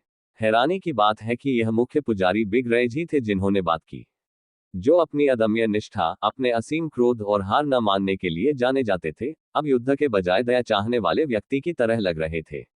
युनचे उसकी ओर मुड़ा और तारो जैसी स्थिर आवाज में, बिना किसी हिचकिचाहट के उत्तर दिया, कुछ नहीं बदलेगा। सभी जीव बच जाएंगे, अथाह सम्राट सहित। लेकिन यह अच्छी तरह याद रखना, उसकी आंखें किसी दिव्य तलवार की ठंडी धार की तरह चमक उठी, केवल एक ही शासक हो सकता है। युनचे का उत्तर संक्षिप्त था, बस कुछ शब्द, बिना किसी जोर जबरदस्ती या दिखावे के। फिर भी उस क्षण वहां मौजूद सभी लोगों ने उनका महत्व पूरी तरह समझ लिया। कोई अस्पष्टता नहीं थी और किसी स्पष्टीकरण की आवश्यकता नहीं थी। उसके शब्दों का अर्थ स्पष्ट था, और जैसे ही वे सुनने वालों के दिलों में उतर गए, पवित्र भूमि में सामूहिक राहत की लहर फैल गई। युद्ध शुरू होने के बाद पहली बार अनगिनत आहें निकली, मानो हवा हल्की हो गई हो। हालांकि बीच में खड़ा आदमी आकाश जितना ही भारी बना रहा। फिर देवताओं और मनुष्यों दोनों की खामोश निगाहों के नीचे युनचे ने अपनी नजरें उस पर घुमाई जो अभी भी उसके सामने खड़ा था, वह जिसने कभी सब पर राज किया था। उसकी नजर रसातल सम्राट पर पड़ी, और इसके साथ ही अनकहा सवाल उनके बीच से गुजर गया। और आखिरकार जवाब आ गया, मैं जैसा आपने कहा वैसा करने को तैयार हूं। शब्द भारी थे, इसलिए नहीं कि वे जोरदार थे, बल्कि इसलिए कि उनमें अहंकार को दरकिनार करने, सत्ता को स्वेच्छा से त्यागने का भार था। मोसू, जिसका दिल उथल पुथल और मन अराजकता के तूफान से भरा था, ने अपने भीतर की भावनाओं के भावर को दबा दिया और हार मान ली। उसके पास कोई और रास्ता नहीं था। वह पहले ही वह सब कुछ कर चुका था जो वह कर सकता था। उसने रसातल की पूरी शक्ति प्रकट कर दी थी, महान भाग्य संरचना की दिव्य शक्ति का प्रयोग किया था, और एक ऐसी शक्ति का प्रदर्शन किया था जिसे रसातल की दुनिया में कोई और कभी हासिल करने की उम्मीद नहीं कर सकता था। लेकिन युनचे बस बहुत ज्यादा शक्तिशाली था। उसने न केवल उम्मीदों को पार कर लिया था, उसने हर मानक को तोड़ दिया था, हर कानून को फिर से लिख दिया था, और ऐसा करते हुए रसातल के सम्राट के पास भी कोई और विकल्प नहीं बचा था। और इसलिए, ये जानते हुए कि उसके लोगों को बख्शा जाएगा, उसका राज्य कायम रहेगा, और एक शासक के रूप में उसकी गरिमा को ठेस नहीं पहुंची है, केवल उसका सिंहासन छीन लिया गया है, मोसू ने स्वीकार कर लिया। बिना किसी हिचकिचाहट के, बिना एक और शब्द कहे, रसातल सम्राट ने धीरे से अपना सिर झुका लिया। और जैसे ही उसका मुकुट नीचे झुका, ऊपर का आकाश मानो शांत हो गया। एक एक करके रसातल के देवता उसके पीछे पीछे आए। फिर मुख्य पुजारी, फिर साधक, और अंत में अनगिनत आत्माएं जो रसातल को अपना घर कहती थीं। सभी झुक गए उस आदमी के सामने जो अब शिखर पर अकेला खड़ा था। ऊपर से, जहां वह स्वर्ग से उतरे किसी सम्राट की तरह खड़ा था, युनचे ने नीचे इकट्ठे सभी जीवों पर अपनी नजर डाली। उसके चेहरे पर शांति थी, फिर भी उसने जो दबाव डाला वह ईश्वरीय न्याय की तरह था, अविश्वसनीय और पूर्ण। और फिर उसकी आवाज गूंजी, तुम सब इस सम्राट के शब्दों को याद रखना, इस सम्राट की दया तुम्हें केवल एक बार ही मिलेगी। उसकी आवाज पवित्र भूमि में गूंज उठी, असीम आकाश में गड़गड़ाहट की तरह गूंज उठी, और उस क्षण हर आत्मा कांप उठी। देवताओं और मनुष्यों दोनों ने सहज ही अपने सिर नीचे कर लिए, उनके हृदय विस्मय और भय से भर गए। ईश्वरीय इच्छा से ओतप्रोत ये घोषणा न केवल उनके मन में, बल्कि उनकी आत्माओं में भी गहराई तक उतर गई। इसे अच्छी तरह याद रखना। आदेश में अवज्ञा की अनुमति नहीं थी। यह एक प्रतिज्ञा, एक चेतावनी और प्रभुत्व की घोषणा सब एक साथ थी। और जिसने भी इसे सुना, वह जानता था कि यह ऐसा वादा नहीं था जिसे कोई भूल सके, न ही ऐसी दया जो फिर कभी दी जाएगी। फिर बिना रुके युन चे ने बोलना जारी रखा। उसकी आवाज में विजेता का अहंकार नहीं, बल्कि एक सच्चे शासक की गंभीरता थी। तुम्हारे नए शासक के रूप में ये सम्राट स्वर्ग से एक प्रतिज्ञा करेगा। ये सम्राट न्यायपूर्वक शासन करेगा, तुम सबके साथ गरिमा और सम्मान के साथ व्यवहार करेगा, ठीक वैसे ही जैसे कभी रसातल में तुम्हारे साथ किया गया था। उनके इतिहास का कोई मजाक नहीं उड़ाया गया, न ही उसका अनादर किया गया। इसके बजाय उसके शब्दों ने रसातल के सम्मान को बनाए रखा, उसके अतीत को स्वीकार किया और एक ऐसे भविष्य का वादा किया जो उत्पीड़न से नहीं, बल्कि एकता से पैदा होगा। और एक बार जब ये सम्राट तुम्हें इस लोक से, इस परित्यक्त राज्य से बाहर ले जाएगा, ठीक उसी तरह जैसे शाश्वत शुद्ध भूमि में इस सम्राट की प्रजा को, तुम सभी को शाश्वत शांति प्रदान की जाएगी। विस्मयादिबोधक चिन्ह, विस्मयादिबोधक चिन्ह एक आघात, ध्वनि या बल का नहीं, बल्कि भीड़ में एक गहरी भावना उमड़ पड़ी। उनके दिल अभी अभी इस सच्चाई को स्वीकार करने लगे थे कि वे पराजित हो गए हैं, एक नए शासक के आगे झुकने को मजबूर हो गए हैं। उन्होंने ये कल्पना करने की भी हिम्मत नहीं की थी कि भविष्य में क्या होगा, चाहे वह दुख हो, अपमान हो या विनाश। लेकिन युन चे के शब्दों ने ऐसे सारे डर चकनाचूर कर दिए। स्वर्ग के प्रति एक प्रतिज्ञा, न्याय का वादा, शाश्वत शांति की शपथ, गड़गड़ाहट, मानो आकाश में हलचल मच गई हो। आकाश कांप उठा, बादलों में उथल पुथल मच गई। रसातल के प्राचीन नियम, जो अनादिकाल से इस धरातल के ताने बाने में अंकित थे, मानो गहरी नींद से जाग उठे हो। आकाश में गड़गड़ाहट हुई और बिजली चमकी, आकाश को मानो स्वीकारोक्ति में खींची गई दिव्य तलवारों की तरह चीर दिया। ऐसा लगा जैसे दुनिया ने खुद युन चे की प्रतिज्ञा सुन ली हो। मानो उसके शब्द सम्राट के रूप में, उसकी घोषणा स्वर्ग के सार में गुथे हुए हों, नियमों द्वारा स्वीकृत हों और इस लोक की आत्मा में अनंत काल के लिए अंकित हो गए हों। स्वर्ग ने उसे अस्वीकार नहीं किया, उन्होंने उसे पहचान लिया। और जैसे ही रसातल के लोग अभी भी अपनी सांसें थामने के लिए संघर्ष कर रहे थे, उनके मन दिव्य सुनामी की तरह उन पर टूट पड़े रहस्योद्घाटनों की लहरों से घूम रहे थे। युन चे की आवाज एक बार फिर गूंजी, पहले से कहीं ज्यादा गहरी और आज्ञाकारी, पवित्र भूमि के हर इंच में गूंज रही थी। तुम्हारे सम्राट के रूप में ये तुम सबके लिए मेरा पहला आदेश है। उन शब्दों ने एक दिव्य घंटी की तरह प्रहार किया, जिससे कई लोग अपनी मूर्छा से बाहर आ गए। आंखें चौड़ी और सांसें रोके, अनगिनत स्तब्ध प्राणी अभी भी घुटनों के बल, अभी भी अपने सामने घटित हो रहे इतिहास के भार से लड़खड़ाते हुए अपने सिर उठाने लगे। उनकी निगाहें धीरे धीरे ऊपर उठी, एक के बाद एक, जब तक कि सभी की नजरें एक बार फिर आसमान में खड़ी उस अकेली आकृति पर टिक नहीं गईं, जो चांदनी और दिव्य आभा से नहाई हुई थी। अथाह गहराई में मौजूद सभी जीवों को इकट्ठा करो। अब से 7 दिन बाद हम शाश्वत शुद्ध भूमि के लिए प्रस्थान करेंगे। युन चे की आवाज शांत, दृढ़ और निरपेक्ष थी, जो शुद्ध भूमि के असीम आकाश में गूंज रही थी, मानो स्वर्ग से ही कोई दिव्य आदेश जारी हुआ हो। और फिर सन्नाटा, घोर सन्नाटा, पूरी दुनिया मानो जमसी गई हो। समय ने भी अपनी सांसें रोक ली। ऊपर के तारे भी कम चमक से टिमटिमा रहे थे, मानो अभी अभी कही गई बात के भार से स्तब्ध हो। एक भी आत्मा ने बोलने की हिम्मत नहीं की, एक भी विचार मन में आने की हिम्मत नहीं हुई। और फिर क्या, एक या दो नहीं, बल्कि अथाह गहराई में अनगिनत कंठों से एक साथ गर्जना फूट पड़ी। अविश्वास इतना जबरदस्त था कि अभिमानी रसातल सम्राट मोसू भी वहीं गिर पड़े जहां वे खड़े थे। उनकी आत्मा को ऐसा लगा जैसे युन चे के आदेश के प्रभाव से उन्हें जबरदस्ती उनके शरीर से खींचकर वापस अंदर धकेल दिया गया हो। युन चे के पीछे खड़े प्राचीन सच्चे देवता भी हवा में डगमगा गए, कुछ तो सदमे से लड़खड़ा गए, मानो आकाश में उनके पैर अचानक उनके नीचे से गायब हो गए हो। यह उनका पहला आदेश था, अपने लोगों को इकट्ठा न करना और अपने प्रभुत्व का प्रचार न करना। कोई भव्य राज्याभिषेक न करना या अपना अधिकार न जताना। रसातल के देवताओं को सार्वजनिक अनुष्ठान में अपनी निष्ठा की शपथ भी न दिलाना, बल्कि रसातल के हर एक जीव को इकट्ठा करना, चले जाना,